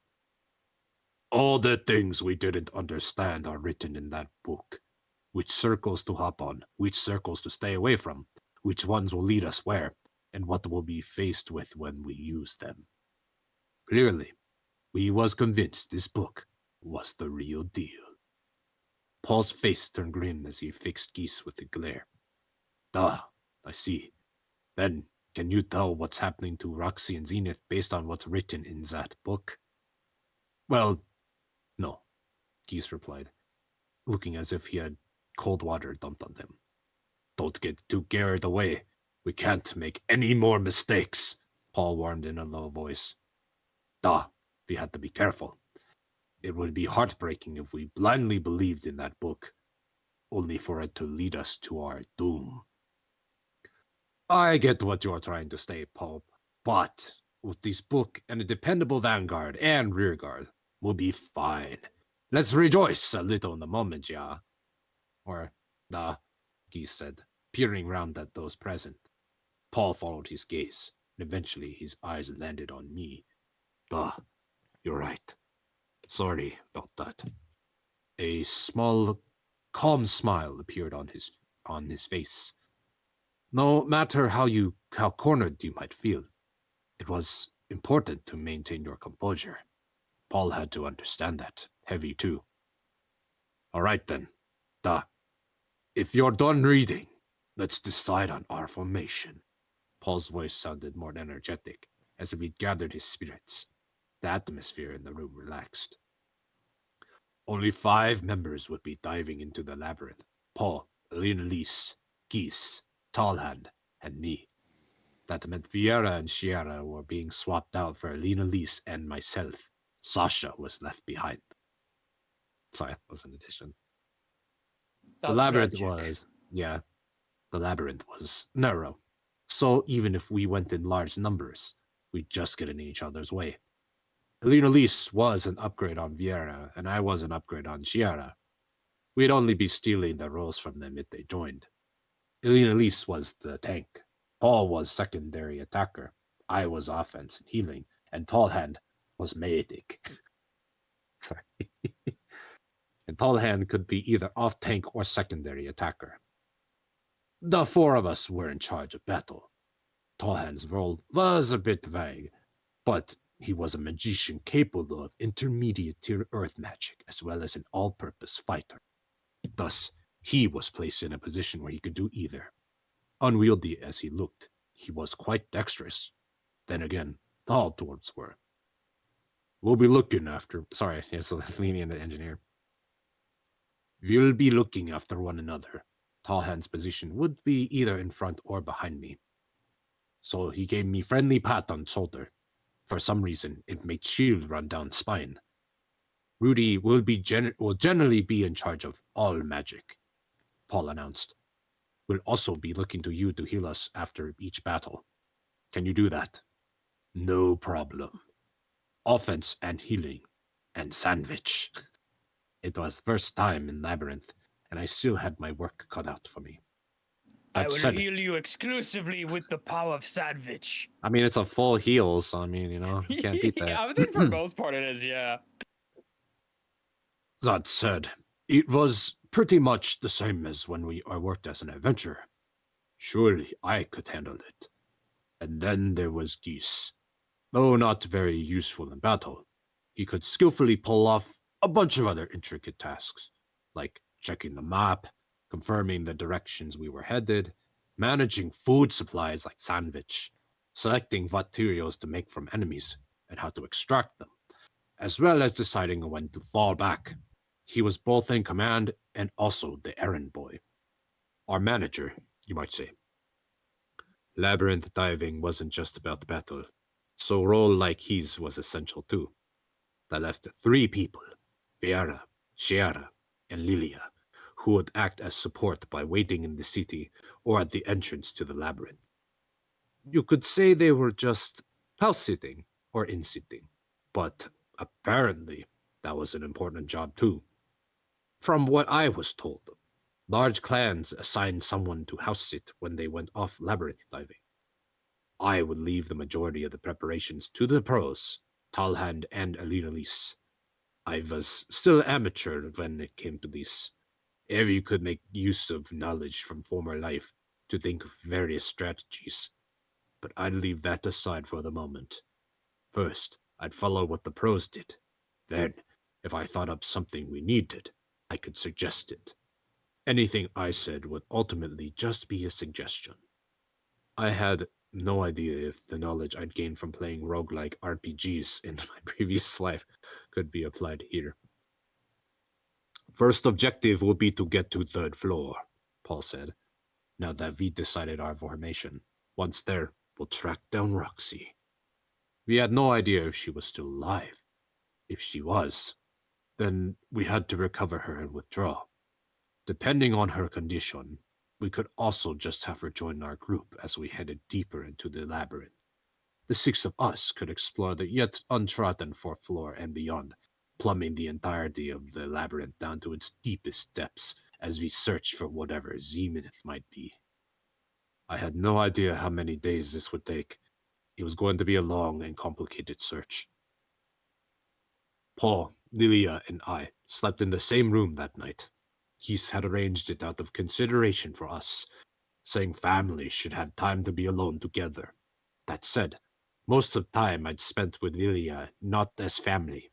Until Aisha was born, she'd just been made, and that was really all I could see her as. Paul guarded her as his wife, but ultimately only as second wife. Zenith still came first on Paul's list of priorities, Lilia coming second. Norn after that. That meant Aisha was fourth, and I was last. This is our first time sharing sleeping quarters, isn't it, Lord Rudius? Ah, it is. Sorry, they all have this deep voice, and it just every time I imagine them, they got just square ass chins. Yeah, you have young Root, you have young Heavy, you have slightly older Heavy with pigtail. They are fucking You knife have wielding. you have Minigun toting Heavy dudes. in maid outfit. Yeah, You have Heavy as the elf with the Yeah. glowing, flowing perfect. locks of blonde hair. Dwarf Heavy, yeah. and then Monkey Heavy. Gorilla. The way Lilia so respectfully conducted herself suggested she only saw Paul as her employer. Thanks to her influence, I found myself also speaking a bit stiffly. If the master's snoring disturbs you, please feel free to shove him, she joked, keeping things surprisingly light-hearted. All right. I was unable to offer her the same. I had no idea what I should say. How had I talked to Lilia in past? I seem to recall our interactions back in Buena Village being rather businesslike. Paul had been watching me for a while now without saying a word. I wondered why. He sure had an odd expression on his face. I wouldn't go as far as to call it cheesy grin, but he certainly looked relaxed. If I might ask a question, Lord Rudius, Lilia spoke up. What is it? Is Aisha performing acceptably? It was thanks to her question that I finally realized the answer to my own. That's right. We're family. We are family, after all. So we can just talk about that. She's working really hard. She hasn't caused you any trouble, has she? Not at all, I assured her. She's big help. She's been doing all household chores for us. She is credit to team. Truly, I just hope she's not making any selfish demands. Personally, it'd be easier for me if she were a little more demanding. Lilia smiled quietly when I said that, looking relieved. What of Mistress Norn and Aisha? They aren't fighting, are they? Well, things are a bit strained between the two of them, but there have been no major confrontations as of yet. In fact, the little thieves are quite endearing. I've always told her to show deference for Mistress Norn. I have no idea why their relationship has devolved so, she said, sighing. It's not something you can control, I assured. Besides, Aisha is still a child. Don't you think the most important thing as parent is to love them both equally? Perhaps you're right. Aisha is my child, but she's Master's daughter as well, so blood doesn't have anything to do with it. We're family, I insisted. Thank you. Paul didn't insert himself in the conversation. He just watched our interaction with the same deeply emotional expression he'd been wearing since before we started. What's with Luke? I asked, glancing at him. You've been grinning whole time. He's just nice to watch. Paul scratched the back of his head, cheek colored red with embarrassment. What is? Seeing the little boy I remember, all grown up, talking to Lilia like this. In other words, seeing his adult son interact with his wife. Lilia wasn't my mother, but to Paul, we were both family. Maybe it was moving for him. Perhaps I'd understand how he felt when my child grew up. Rudy, you said you'd get married. Yes, about 6 months ago. My little boy. Hard to believe. You were still only this big when I last saw you. Paul motioned with his hand. I did grow a lot heavier in these last couple years. seemingly out of nowhere, my height had sprung up to be about the same as Paul's. He was still a bit taller, but I probably still had some growing to do. I figured I'd catch up with him eventually. When we get home, we'll have to do big celebration, said Paul. Indeed, and don't forget, this will be your first grandchild, I reminded him. You'll be grandpa. Oh, knock it off. I'm not that old yet, he said, not looking half as displeased as his words might suggest. Then, suddenly, he smirked. That's right. One having kid, which means you've done it, haven't you? Excuse me. My lord. Excuse me. I went like full English there. My lord. I'm not sure such crude questions are really appropriate, Lily objected as Paul wore a cheesy old man grin. Oh, come on. I always wanted to have these kind of talks with him before. Even so, she began. But aren't you curious too? Paul challenged. Lilia frowned. That's an unfair question to ask. Well, who was your first partner? I guess it was Sylphie after all. Or was it Eris? I seem to remember you saying the two of you split up, but was there really nothing between you when it happened? Apparently he wanted to engage in some locker room talk. Part of me wondered if that was really appropriate, given the circumstances. But Just I the could way you also said understand. Locker room talk in that voice. I couldn't hold it in. That was so funny. I mean, it's Locker room It's hard. talk. Oh. locker room talk.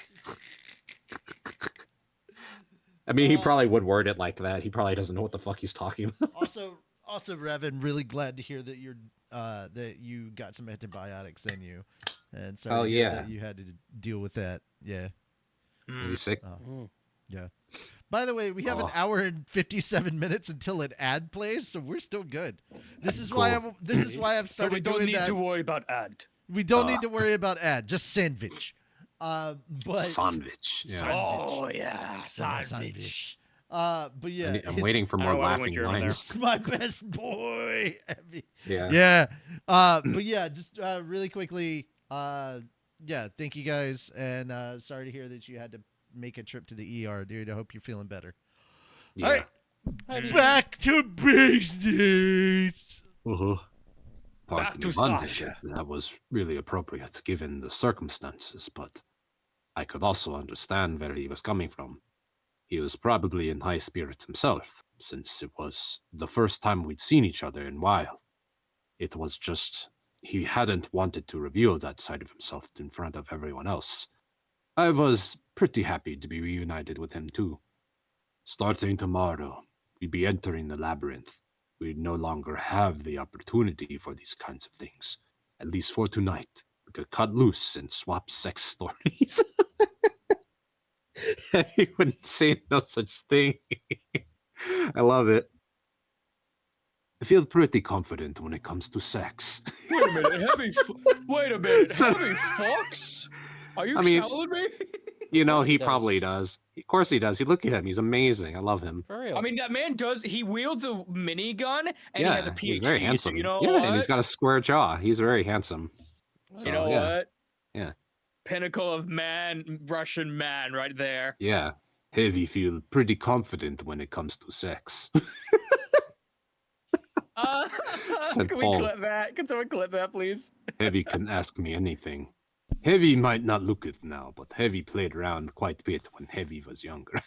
As a wizard, Rudius is a hex offender. That's true. Now I can't. That now is I true. cannot picture Heavy wearing the that's wizard wonderful. hat. That's And he- great. as- Since especially with when the he's saying the guild, first he's a sentence. registered Yeah, hex yeah. offender. A registered hex offender. That is indeed. true. Oh goodness. Heavy Oh, had no no. other choice. Guess I'd have to go along with him. I had always wanted someone Heavy could have open conversations with on subject. All right then. There are a few questions I'd like to ask, I began. Honestly, Lord Rudius, Lilia cut in, exasperated. I can't believe you're going along with this, Paul said.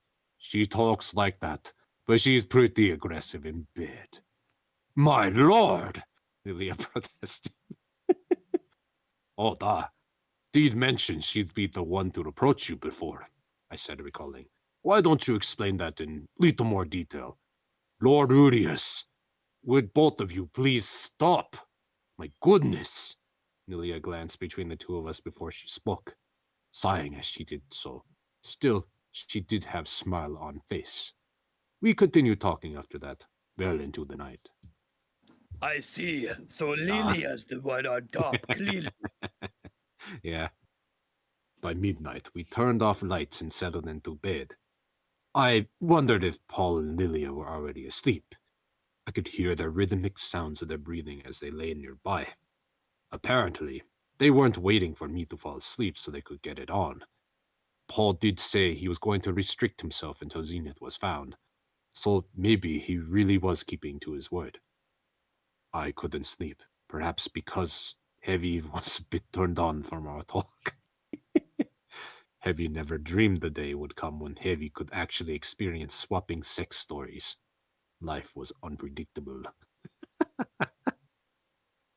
Sorry, just... Oh, this is wonderful. Anyway, enough of that. Time to focus Just on don't what read was chat. currently happening. Oh my god, are they pogging off? Please say Sasha. Sasha, yeah. There you go. That is true. Perhaps But I what of really was Sasha? Oh, outside Really? the palm Goat of- did call for yeah. a switch. Oh, Okay, my did bad. he? Okay, cool. Yeah. I didn't see that. All right, It's like, cool. really Yeah, heavy. In it front must of have his got voice. lost. It must have got lost in there. For, like I'm sitting there looking at stuff and I don't see a switch, and I'm like, where is it? Was it buried? Is the chat really active right now? I don't have it open, so... There is an active chat. I just do not see switch in any time recently. Someone Cool. has to say it. Change places. AKA. That's not okay. Look, AKA switch. listen. You can't say it in parentheses. You know that's cheating. Look, it's okay, Richie. It's okay. You can get the Switch 2 on Amazon now without an invite. It's fine. I don't need Wait, you it. I can have now? the Switch 1. Is that true? Oh, also, hey guys, I I kinda know want don't I care, learned Switch 2 a is too very expensive. very cheap, like $10 way to get a 1 terabyte hard drive. Well, how's that? Get Oh. those old all right, I think they're like the old DVRs or whatever, because they come with Mhm. like a terabyte of storage, and you could buy those old DVRs for like really cheap, and then just open that sumbitch, and it usually has like a 1 terabyte hard drive. It's not an SSD drive; it's just a regular ass hard drive, but it's a 1 terabyte hard drive with SATA ports. I mean, if it's less than 50 bad. bucks, then yeah, that probably would be worth it. Dude, it's That's less not bad than at all. 10. Most of those you can Oh, see. that's right. Most of those you can get for $10. So $10 for a 1 terabyte hard drive, that is a freaking steal, my guy. Steel. That is a steal. So yeah, if anybody out there just needs like 1 terabyte of storage, that's what it's for. It's just storage. You'll still have to reformat the drive and all that stuff. Who cares? I mean, that's They not might that be- hard to reformat it. Yeah, it's not bad. They are like super old though. They might be beat the fuck up. The products themselves, yeah, but usually the hard drives are in at least decent condition. So yeah, because you got to realize they were using DVRs until the 20 teens. A lot of the 20 teens was DVR stuff. So yeah, Okay. yeah. All right, time to spin the spinny wheel. Wheel of depravity. Turn. Tell us the lesson that we won't Tell learn. us the lesson we should learn. We shouldn't learn. That we won't learn. Yeah, Okay, guys. All right. for real. Moon, the wheel picked you again. Oh boy. Hooray. Yep. The heavy is not an option, and it's already past the engineer. Didn't get the Moon? spy. Moon, you are the spy. Ah. I called it. What was they expecting? You are such a bad doctor. Oh my god. So we've had the medic, we've had the heavy, we've had the I guess I am, engineer, and though. now the spy. Sonic, I don't know why the wheel is just not liking you right now, but yeah. I thought you were on the list as well. No. Oh, are you not on the wheel? I thought it was like you were on the wheel as well. I was, but I took myself off of it because I don't want to read. Fair. Yeah. It's So- more of a showcase maybe- for you guys anyway. I'd rather like let you guys have all the fun. Mm. Watch it lands on me, and for some reason, I don't. It's probably not on the list. I get pyro or something. Pyro's not on the list, no. Yeah, because literally I'd be like The Charlie No Brown way. adult voice, yeah. yeah. Wow, wow, wow, wow, Or just wow, like wow, trying wow. to read it. I couldn't sleep. Perhaps I'm. The Yeah. fuck did you just No, say? no, we just get all right. What? What has to happen is you have to get a mask and you just read in like your normal voice, but through a mask. And we have to try and figure out if we can hear you properly or not. That's hilarious. I mean, Right, all right. he No, does to it's- record pyro is he literally just puts his hand over his mouth. He goes. Oh, Yeah. enough of that. I would love to do the Yes. same. Apparently, you can hear what he's saying. Perhaps I was really All right. dancing to the pop of a bird. Yeah, no, something All right, like that. we're on maybe. to the next part. Yeah. Shim, Yeah. Shem? congratulations. Shim, Oh. congratulations on your retiring of that voice. And now we shall return gonna say, to your regularly scheduled Moon as the spy. Yeah. It's a spy. Moon is the spy. I couldn't sleep. Say Perhaps that because I was a bit again. turned on from our talk. I'd never dreamed is a more in day would character. come. Yeah. Yeah. He I was definitely has more sex turned on thoughts. from Lighting our up talk. perfectly. Say that again. Yeah. Seduce me. I'm not one of your fried chicken floozies. I'm not one of your I am a isekai. woman. I like my mysterious, dangerous. Solo leveling You isn't one want of my your- fiction? Seduce me. No, Yeah. here he is. Solo leveling isn't one of your 2-bit isekais. Yeah. And now he's here to fuck us. So Yeah. listen up, boy, or pornography starring your mother will be the second Indulgence worst starring thing. your Least mother. of your problems. The second worst thing that's happened to you today. Oh my god. Yeah. All right, sorry. Go ahead. I'd never dreamed a day would come when I could actually experience swapping sex stories. Life sure was unpredictable. Anyway, enough of that. Time to focus on what was currently happening. Perhaps I really was dancing in the palm of the man god's hand. It sure felt like I was. Now that I stopped to think about it, the whole reason I'd gotten a hold of that book was because I went to the university. If he hadn't told me to go there and research the displacement incident, I'd have never found that book, and we would have to face the teleportation labyrinth without its assistance. The man god's words always seemed to belly a deeper meaning, and this was no exception. He said I'd regret going to Rapan, and that I should hook up with Linian or Presena. It felt like he'd purposefully said things he knew would stir me up. If he hadn't said that to me, or if he'd told me to go to the beggar continent instead, there was a good chance I would have chosen to stay. I was rebellious with the man god, and if I put things in perspective, Sylphie was just as important to me. Of course, I wouldn't have just blown off my responsibilities. I wouldn't have sent Regerd, Badigadi, or even Soldat in my stead. Perhaps the man god had taken all that into account before he acted. He had, after all, sent me to that school to gather all the things necessary for rescuing Zenith. Just who was he anyway? What is going on? Sorry. I was ripping up a piece of paper that was over here. Okay. I just My heard a bad. bunch of plastic and I'm like, what the fuck? My bad. Sorry. Is he? I was moving some stuff. Is someone working on a thing? Oh, Is he secretly trying to backstab me and failing? I always was the worst spy. Oh, dude, get in line. All right. Sorry. Go ahead. You're good, you're good. Perhaps the man god, wait, no, I was not there, I was, And what was it that he wanted me to do? Could it really be that he really did just enjoy watching me? As usual, I had no clue what was going through his head. But it was no mistake that he was an ally.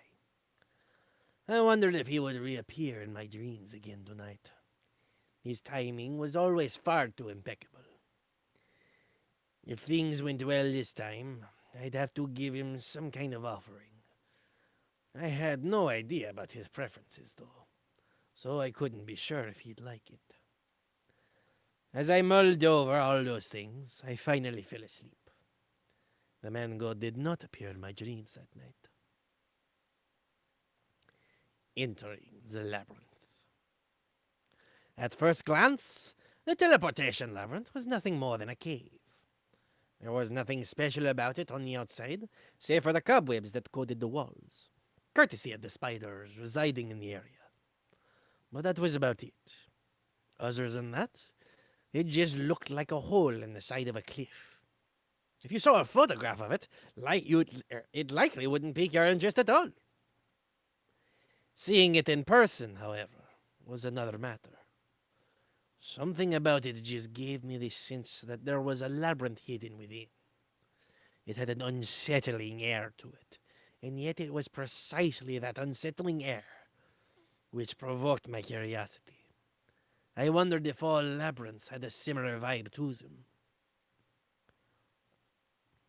Okay, Rudy, we're going to do this just like we discussed, got it? Gotcha, I said. Paul clapped me on the shoulder and nodded. We took up information just as we had discussed the previous day, and stepped inside. It was my first time in a labyrinth, and I didn't feel much excitement. Just the weight of knowing that we couldn't afford to fail. Stay safe, my lord, bid Lilia. Please, be careful, everyone. Lilia, Viera, and Shiera would return to the city on horseback. When large clans entered a labyrinth to conquer it, their supporting members would make camp and wait outside. Fortunately, Rapon was only a day, or half a day, with some haste, away. There was no need for them to make camp in front of the cave. Well, let's be off. It was dark inside, but not entirely so. The interior had a dim glow to it. Such poor visibility wasn't ideal. It could be fatal. I'm going to brighten things up, I said. Go for it, Paul replied. As soon as we entered, I used the spirit scroll that Nanahoshi had given me. A bright ball of light leaped forth, circling around the top of my head. Geese also activated the same scroll for himself. He was acting as a scout for us, so he needed his own source of light. These scrolls could be used by anyone. Of course, they would last the longest if someone with an enormous mana pool, such as myself, used them, but apparently they didn't cost much mana in the first place. Geese and Paul were delighted when I showed them the scrolls, saying, now we don't have to carry around torches anymore. It seemed having one on hand occupied by a torch really was It seemed having one hand occupied by a torch really was inconvenient. The light from these spirits was brighter than a torch, and even someone without much mana could sustain one for a while. If these scrolls got popular, torches might disappear from the market completely. Paul, your kid sure brings some handy stuff along, eh? Said Tolhan. Well, I am proud to call him my son for a reason. Paul puffed his chest, which earned him an exasperated sigh from the dwarf. But you sure ain't a parent for him to be proud of. I'll leave it. I'm already feeling down enough about it. Pearl spoke with a half sigh, his shoulders sagging. Come on, let's just go on in. At Geese's encouragement, we stepped further into the cave. On the first floor, we were navigating what looked to be an ant nest. Silken webs were strung up across the walls and ceilings, and further within, was a magic circle emanating a pale light. The spirit proceeded beyond that point, illuminating the area like a fluorescent lamp. You said to be careful because some of the magic circles don't light up, correct? That's right, Rudy, said Paul. Make sure to follow Geese's footprints precisely. Geese was a full 10 steps ahead of us. He was wearing a special pair of boots. Cross-shaped steel plates were mounted on the soles, leaving cross-shaped tracks wherever he walked. This wasn't a magic item, though, but a product of adventurer's wisdom. It was a convenient piece of equipment that kept the wearer from slipping while also leaving a mark in their wake. It was easy to discover the teleportation circles on the first floor. The main monster on this floor was the Death Road Tarantula, but there was a much smaller, less mature variety of arachnids skittering about on the ground. These were the Death Road Tarantula's primary prey. The sight would have made someone with arachnophobia faint dead away. It was in the midst of these swarms that you would spot completely empty spaces, ones that were circular or square in shape. These were the traps. If you were to put your foot on that empty space to avoid the crunch of spiders beneath your feet, you would immediately be teleported somewhere. Thus, we had no choice but to squish the little spiders where we trod. It wasn't pleasant, but what else could we do? As for the B-rank beasts, the Death Road Tarantulas, they didn't appear in our passageway. Occasionally, one or two would pop out, but once Geese spotted them, Paul would immediately dispatch them. There was no need for me to do anything at the moment.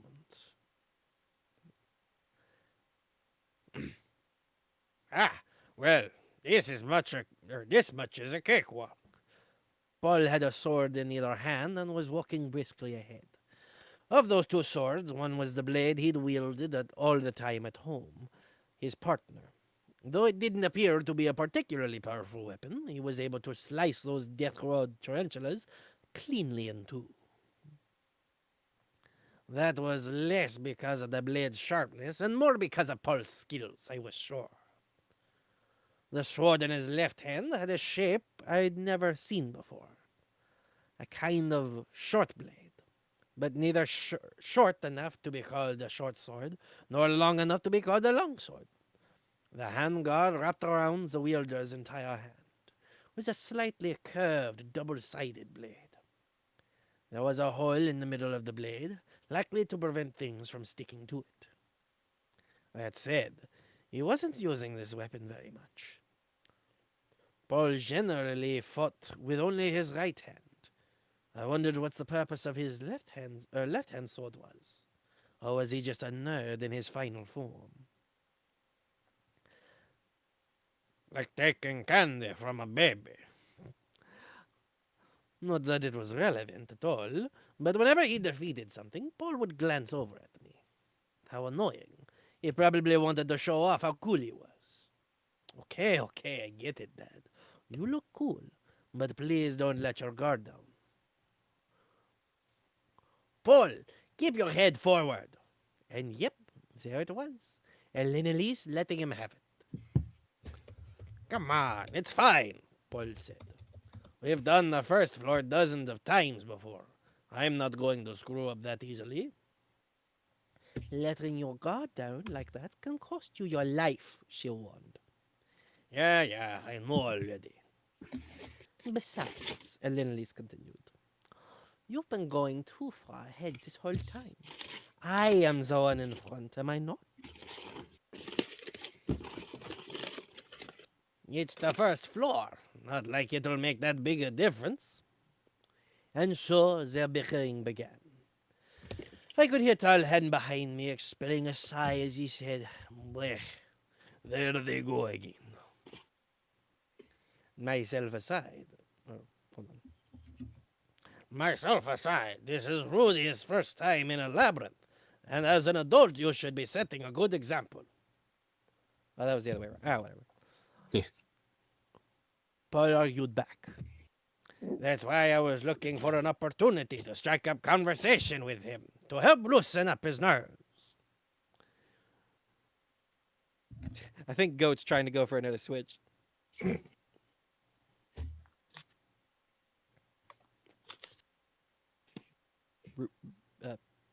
Richie? Ricci. Yeah, I see it. I'm spinning the wheel. Duh. Okay.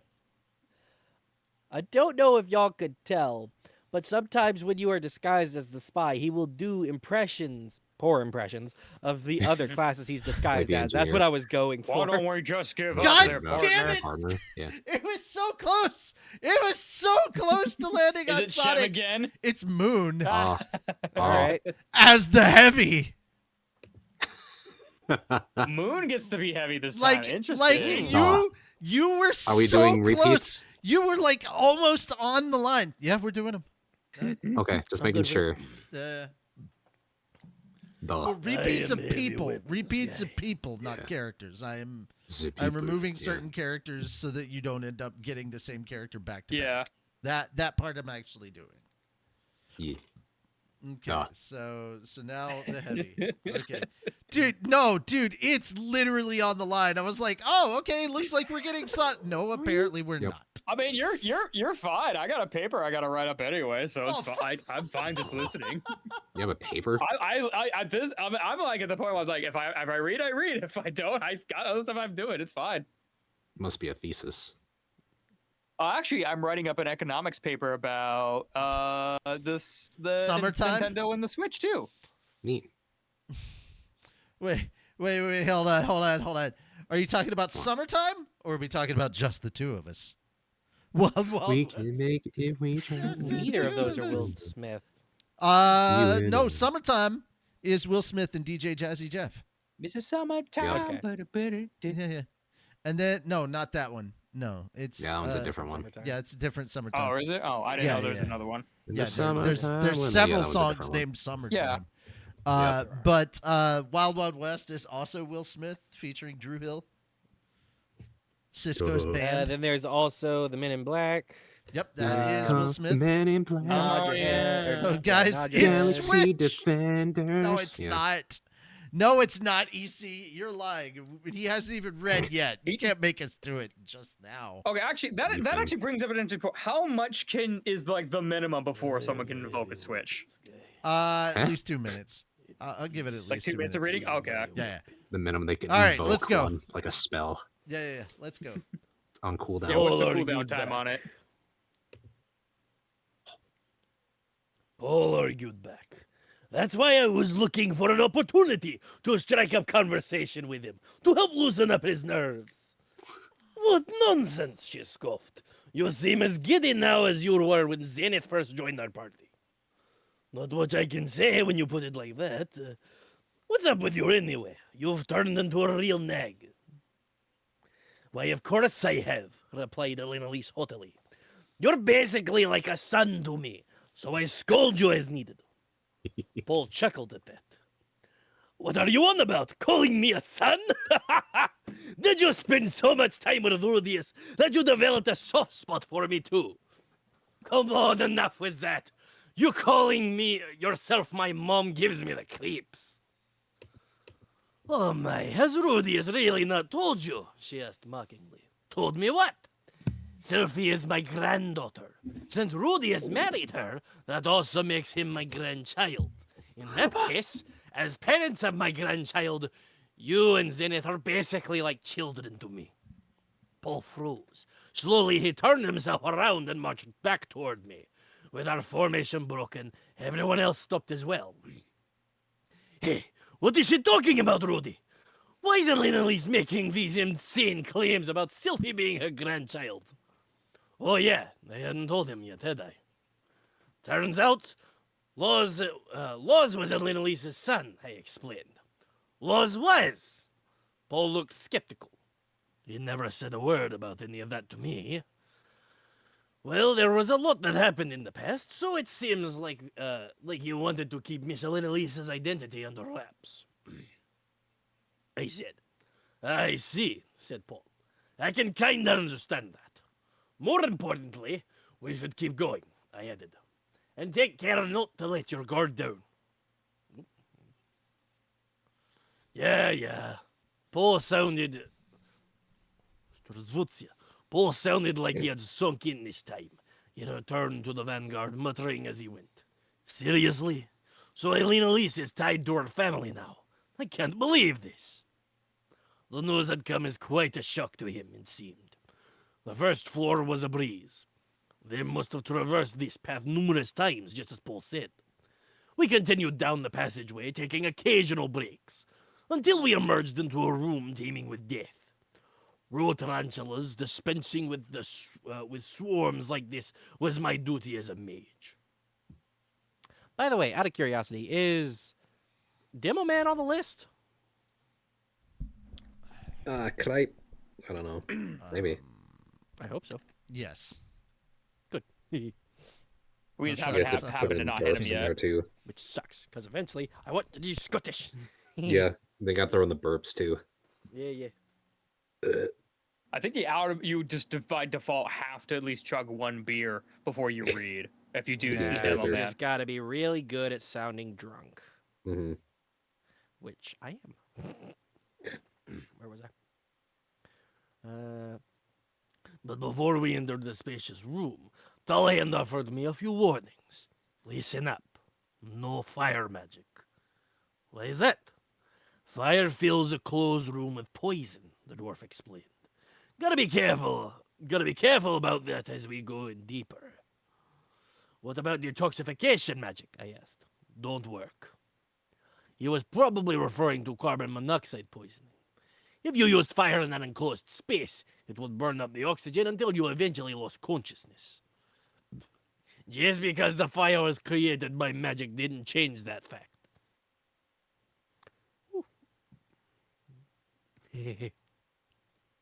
Also, don't go hitting the ceiling with your attacks. You can guess why, eh? Because it might destroy the entire cave. He nodded. There you go.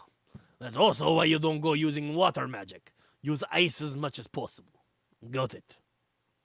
If you used vast volumes of water, it will loosen the dirt. Still, a bit shouldn't hurt. I could also use earth magic, though if I wasn't careful, I might end up using the dirt of the labyrinth rather than conjuring my own. If that disrupted the internal structure of the cave, it might trigger a collapse. Using the type of magic that was recommended to me was the safest option here. So ice it was. Thus, I decided to use the advanced tier water magic Blizzard Storm, a spell that brought lances of ice crashing down. That's what I used to mop up the mobs in the back of the room one by one. Careful not to hit Paul and the others. Oh, you really are Roxy's apprentice. You even use the same magic. I could hear Tullhan muttering behind me.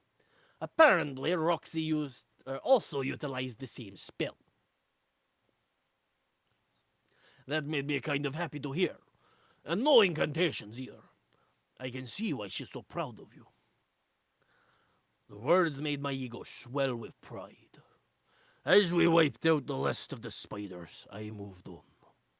We broke past the spider's nest and hopped onto the teleportation circle located further in. It took us to the back of a passageway, heading to a separate nest of spiders. We had already repeated this process 5 times since entering this place. Each time we carefully cross-referenced the circles with what was written in the book. The others had already mapped out where each teleportation circle led on the first floor, but checking helped verify the book's accuracy. We compared the circle's shape, color, and characteristics. And once we were satisfied that everything matched the book, we continued in further. It took about an hour to arrive at each magic circle.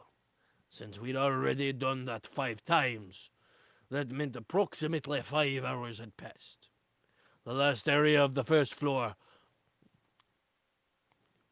was a web-covered room, deep within which were 2 circles lined up together. Their color was a bit more intense than that of the others we'd seen. And they were bigger, too. The darker blue one led to the next floor, but it had a twin circle with the same shape right beside it. To the uninitiated, either one looked like it could be the real deal. Yet there was a rock with a circle inscribed on it placed immediately before one of the circles. This was something Geese had left behind as a sign that it was the correct one. Once we referenced the book and confirmed everything was on point, we hopped onto it. From there, we were on to the second floor. Woo! Whew. On the second floor, the skittering floor spiders disappeared and the tarantula nests were severely reduced. You could actually see the floor now. Instead of spiders, we now had an enormous steel caterpillar, the iron crawler slithering around. It was 1 meter tall and 2 meters long, giving it a rather short and stout appearance. The closest thing I could compare it to were the Omu from Nausicaa. Just as their exterior suggested, the creatures were tough and sturdy, but contrary to their appearance, they were actually rather fast. Their speed reminded me less of a caterpillar and more of a centipede. To add to that, they were buddies with the spiders, the latter of which would sling webs from the rear while using the crawlers as a shield. Once you were caught up in those webs, the heavy 1-ton crawlers would trample you. Iron crawlers were so tough that even Paul couldn't defeat them in single strike. That was where I came in. I could release 2 types of magic at the same time to strike the Death Road tarantulas, in the rear with my Blizzard Storm, then defeat the iron crawlers one by one with my stone cannon, as Paul and Elenalise kept them preoccupied. Apparently, the crawlers were tough enough to repel a normal stone cannon, but I didn't experience any problems in that regard, as my cannons went right through them. Though, being bugs, if I didn't hit them right and kill them on impact, they would start writhing in pain and thrashing about.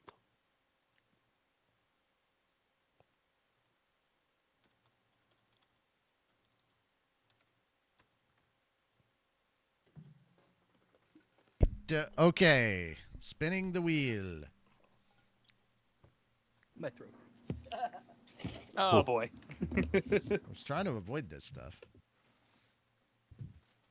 Oh, god damn it. You know what? No, that's not happening. I'm spinning this again. I'm not having Moon It's do true. a third one. Oh yeah, no. If he just did it, that's fair. Yeah, please. Let me rest a little. Yeah. Wow. Don't get me wrong. Wow, I love okay. reading. I love the voices, but Shim. Mm. Apparently, we need a repeat because the medic won. Oh, okay. Oh, they want to. Oh, they want to throw back to the very. Yeah. They want to end it how they started it. That's funny. What do you mean they? Okay. wheel. Maybe Oh, with the wheel.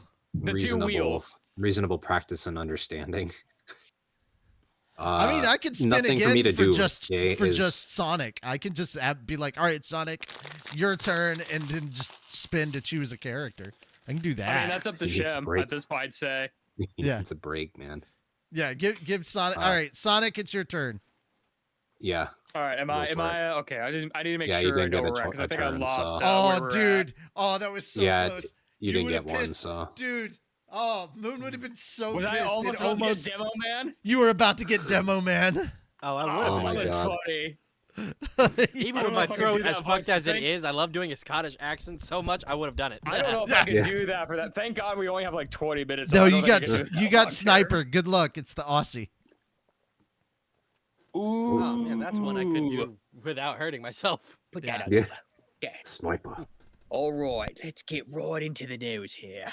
Yeah. Where are we at? I don't remember where we're at on. I lost sight of the Nothing for me to do, the- I think that's what it is, right? Nothing for me to do. Hold on. I lost track of where we're at. Let's see. Let's see. God damn it, grumbled Paul. I'm not there. That page. How far am I from that? Like Paul immediately removed his armor and belt, then proceeded to start. That was wait. As of now, there was nothing. Yeah, I don't know if I skipped ahead or You like skip, yeah, you're a little ahead. okay, I think I skipped ahead a little bit. On the second floor. Uh, Paul could- nothing for me to do, eh? Yeah. Yep, that's it. Nothing for me to do, eh? All right, all right. While I was working diligently, Talhan grumbled about being bored. He was on standby next to me, just in case. To make sure his services weren't required, we were all, geese included, conducting ourselves as prudently as possible. Thus, as for now, there was nothing for Talhan to do. That was a good thing. As we progressed deeper in, it was comforting to know that we still had more firepower in reserve if it became needed. The Death Road tarantula. I'm sorry, I thought he would say something in the background there. Is that Spy? Do I need to put on the shield? I thought I was hearing something in the background there. Was someone? Oh, it might be Moo. Okay. What? I thought I was hearing like something in the background of someone's mic there, like very faintly. I don't have anything on. Okay. Let's see. The death throw tarantulas were spitting their webs at us. I thought tarantulas didn't create spider webs, but these guys were clearly different. These webs came straight at me at times, but I was able to avoid them all with my demon eye. Even if one did strike me, it would be neither painful nor an inconvenience, since I could just use fire magic to burn my way out, or you just throw some Drachi at them. That easily melts the webbing. Ah, damn it! Grumbled Paul. Alina Lee seemed to agree. Ugh, these things are so sticky. Having said that, the Vanguard couldn't dodge every single one, so the two of them were covered in webs. Here, take this. But don't go wasting it, you hear? Said Geese. I could burn my own way out, but he had brought along a liquid to dissolve the webs, which the others were diluting with water and using. He told me it was a unique medicine, popular across the Baggett continent, and caused no bodily harm. While it didn't cause harm, Alina Lee's huffed about how it irritated her skin, almost like detergent. Maybe I should take some home with me to try washing dishes with, I thought. Oh, you know what? Maybe I should take some home with me to try washing dishes with, I thought. Okay, let's take a quick break here. He's called out to us after we finished fighting, and we plopped ourselves down where we stood. Tauhan and Alina Lees immediately stood to take watch. Paul immediately removed his armor and belt, then proceeded to start scrubbing off the beast blood splattered all over them. He was trying to speed through his equipment check in a short time allotted for our break. Seeing how practiced his hands were reminded me that he was a pro in this field. What is it? You better hurry up too, Rudy. Oh, right. All right. After receiving a stern rebuke, I turned my attention to my own equipment. There wasn't much for me to inspect, considering I was firing my magic at range. That aside, Paul was being awfully quiet. On the first floor, he'd come up to me when we took breaks asking, "So, what do you think?" and stuff like that. I guess it was to be expected since this was the second floor. But he turned serious. That cool dad. This damn stuff won't come off. Paul started cursing as he tried desperately to scrub away at the bodily fluids, or whatever that gunk was, glued to his armor. Why don't you try that medicine that Mr. Geese was just using? I said. That's for getting the webs off, isn't it? Even so, he applied some of it to his clothes and resumed his furious scrubbing. When he did, the armor came out sparkling white, just like just like in those bleach commercials. Okay, not white. It was armor, after all. But at least it was clean now. Oh, it came off. Thanks, mate. Not at all. So it was detergent. It might make Sylvie really happy if I brought a bunch before I returned. I wouldn't mind putting it to use around the house if possible. Paul re-equipped his armor as soon as he finished cleaning it. He then drew his sword and strode over towards Alina Lise. I debated switching off with Talhad myself, but Geese's voice stopped me. Boss, don't worry about Lookout. Are you sure? It's fine, he said. That old man hasn't done any work anyways. Besides, there's something coming up here I'd like to get your opinion on anyways. Is it really okay for me to stand in for my father on that? Course. You're much smarter than him anyhow, said Geese with disinterest, plucking the book with 2 maps in it up from his bag. He spread the maps out side by side.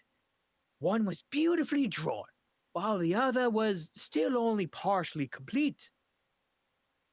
We'll be at the 3rd floor soon. This, right here, this is where Rudy got separated, this is where Roxy got separated from us.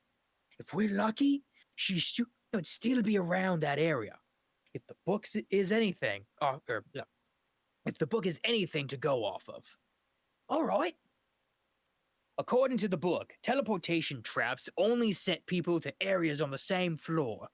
Even though it was called a random warp, it wouldn't suddenly transport you right in front of the boss on the final floor. Roxy had warped on the 3rd floor. We had no idea if the circle she stepped on was a randomized teleportation circle or one with a fixed destination. But if she was alive, there was a good chance she was on the 3rd floor. If luck favored her, she could have even made it to the 2nd or 1st floor. However, she'd already traversed those floors numerous times. Considering Roxy's strength, if she'd been able to make it to the 2nd floor on her own, then she would have already left the labyrinth. It was difficult to imagine she would head further into the 4th floor. Geese asked, "There's no magic that can help her help find her, is there?" "No, there isn't. There's not. I tried thinking of some way I could utilize the spell that's I tried thinking of some way I could utilize the spells at my disposal to try to find her, but nothing came to mind at the moment." Boss, just use your intuition for this. Where do you think Roxy could be? My intuition, huh?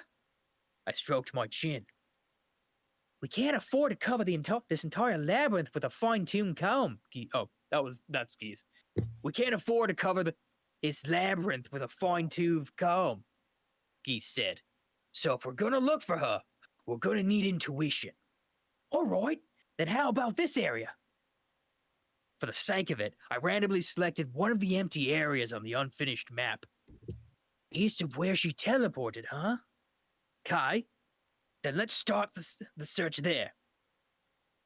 He was just as casual in his response.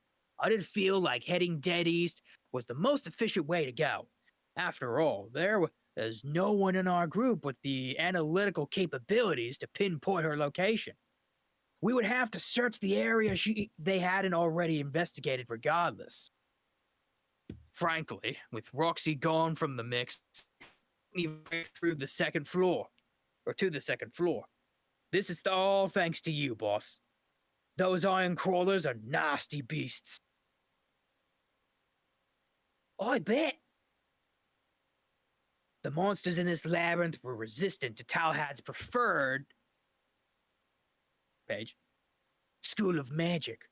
Paul was the group's primary damage dealer, but if he got wrapped up in webs, he couldn't completely cover their front.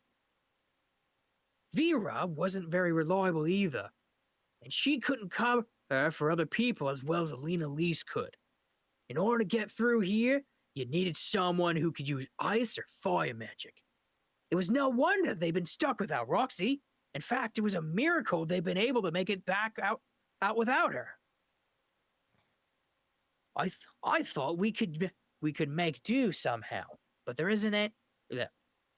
But there aren't many magicians in this area, and not one with the grit to challenge the teleportation labyrinth. Geese had tried to find a solution on his own, apparently. Now that I thought about it, he had been attempting to recruit someone when we first saw him at the guild. It didn't look like it had gone well.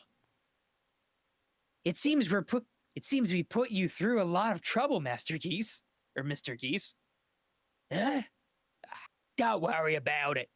Also, I told you call me newbie, didn't I? Give me the creeps talking all polite like that. Got it, newbie. I'll introduce you to a nice girl monkey after this is over, and you can have her pluck the fleas off your back. Oi!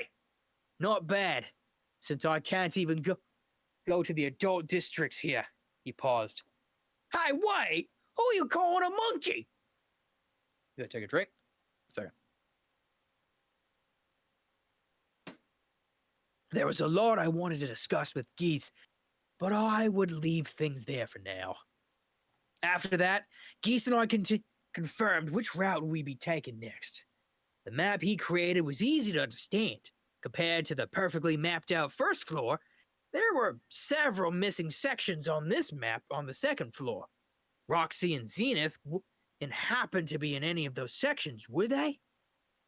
Continuing on without checking made me a bit uneasy.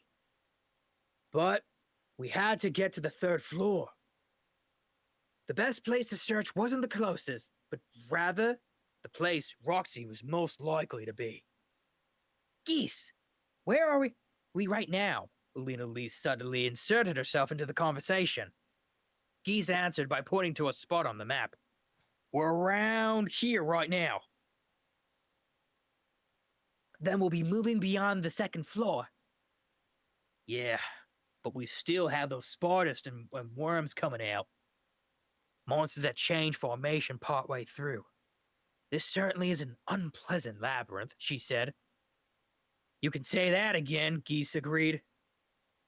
Alina Lease ran a hand over This her certainly hair. is an unpleasant labyrinth.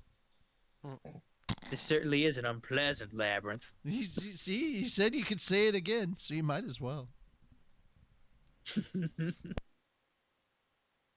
Alina Lease ran a hand through over her hair. Her usual proud curls were looking somewhat unkempt. By the way, Geese, why do you call Rudy his boss? We got to know each other in the I forgot the word. Hold on. Dulia jail. There we go. We got to know each other in the Dulia jail. A Dulia jail? She asked. You mean the one that Ghislaine talked about before? How in the world did that happen? Like, what the bloody hell did that happen?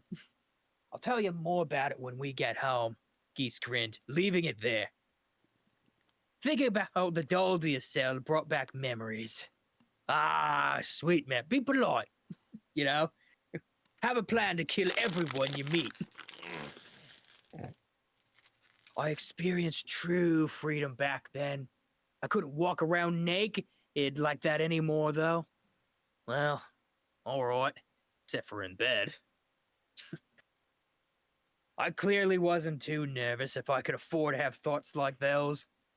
And so, our group arrived at the third floor. It had probably been about 10 hours since we first entered. We were moving quite swiftly. I thought it would take us several days to delve this far. It would if we didn't have the map, Paul said in response to my casual remark. It made sense that going in blind was very different from following a map. There were no more small spiders on the floor. Occasionally, we'd discover a web strung up on the wall, but there was little sign of life. Instead, I could feel something unsettling in the air. radiating from deep within the cave. The real thing starts here. First, we had to find Roxy. Just then, her scent came wafting through the air. No, it wasn't my imagination. That really was her smell. Her presence, that I felt. I wouldn't mistake this. I could feel my heart race. She was there. I was certain.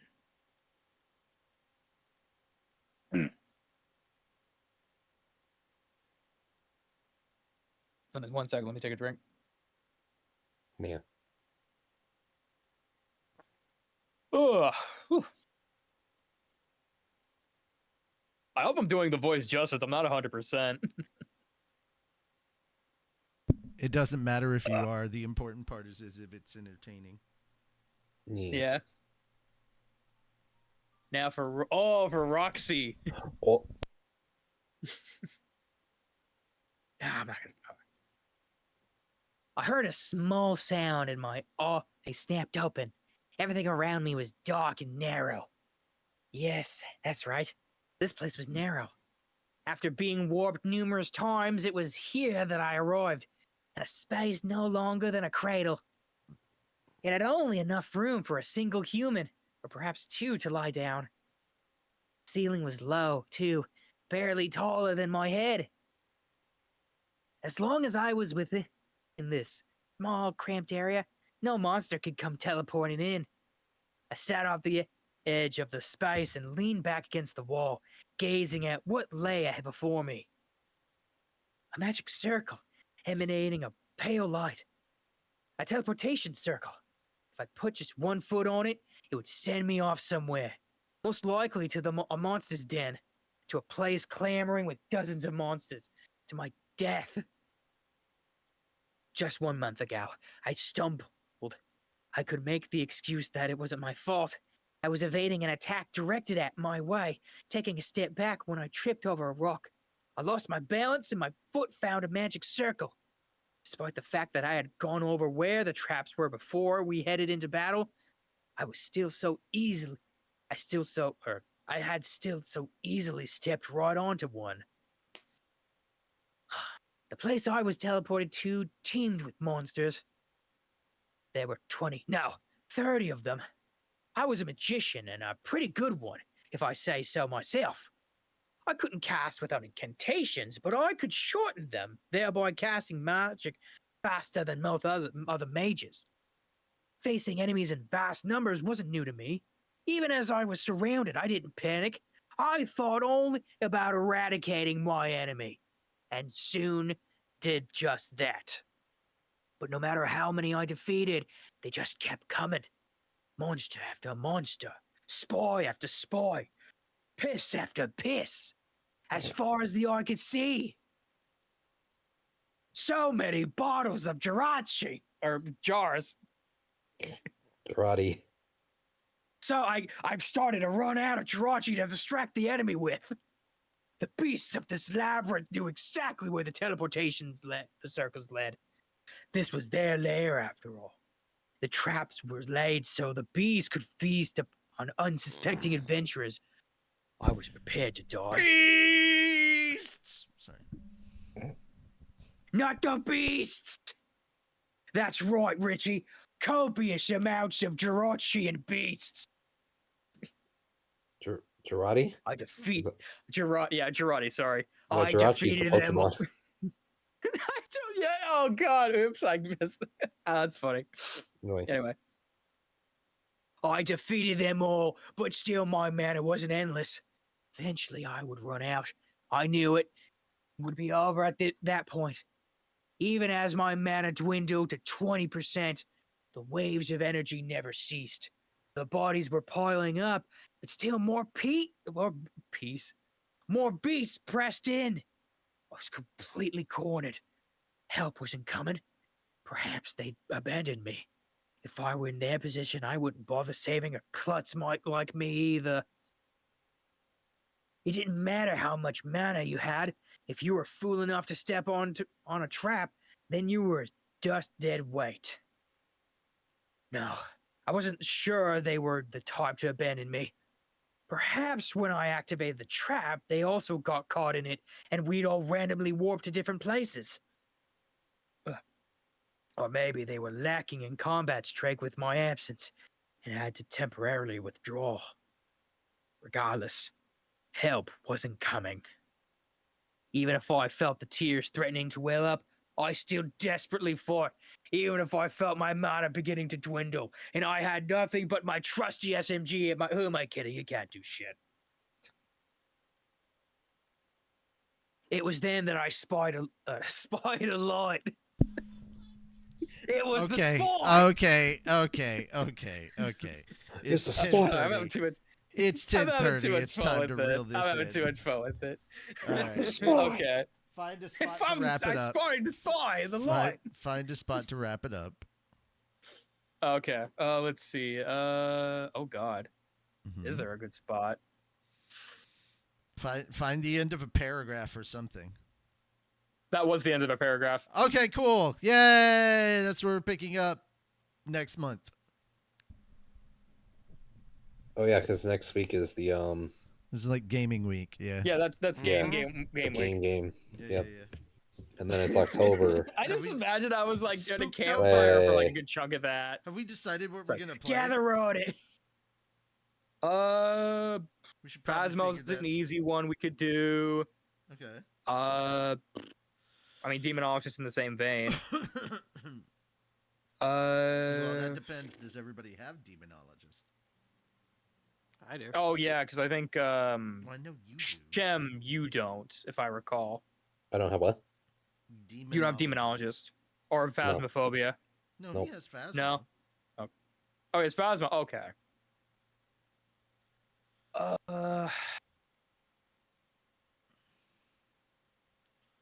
I mean, there's Midnight Murder Club, but one of us have to actually own the game, and the other people would just have to have the guest pass. But that's kind of like a CS:GO in the dark kind of game. Mm.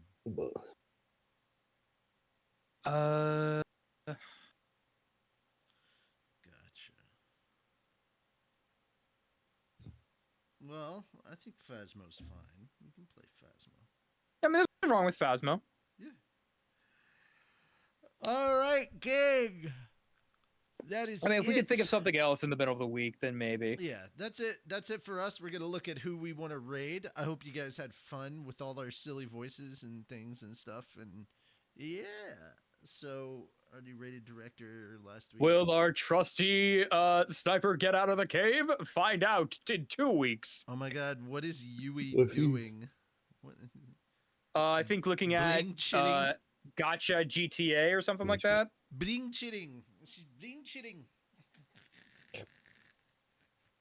I believe they're actually doing another set of anime watching as well, because that went well that's into funny. midnight my time last time. What? Oh my God. Well, part of it was my fault because I had another friend raid her as well. Amma is doing Valheim. The brain rot is real. Oh yeah.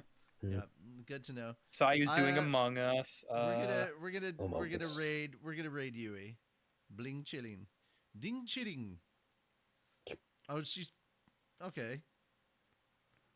It looks like she's looking at the trailer for that anime GTA game. Yeah. Yeah. Mm. All right. That being said, we're gonna go ahead Oh, and start the raid. Wow, it literally is. Yeah.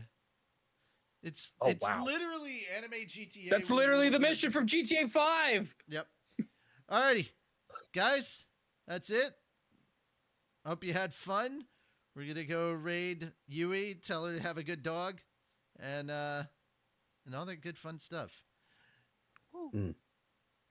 Hope you enjoyed this. We'll be back for gaming next time. Take care and bye bye for now. Oh, bye bye. Thanks for coming. Oh God, that scene right there that I just saw in the trailer, I was like, okay, I know.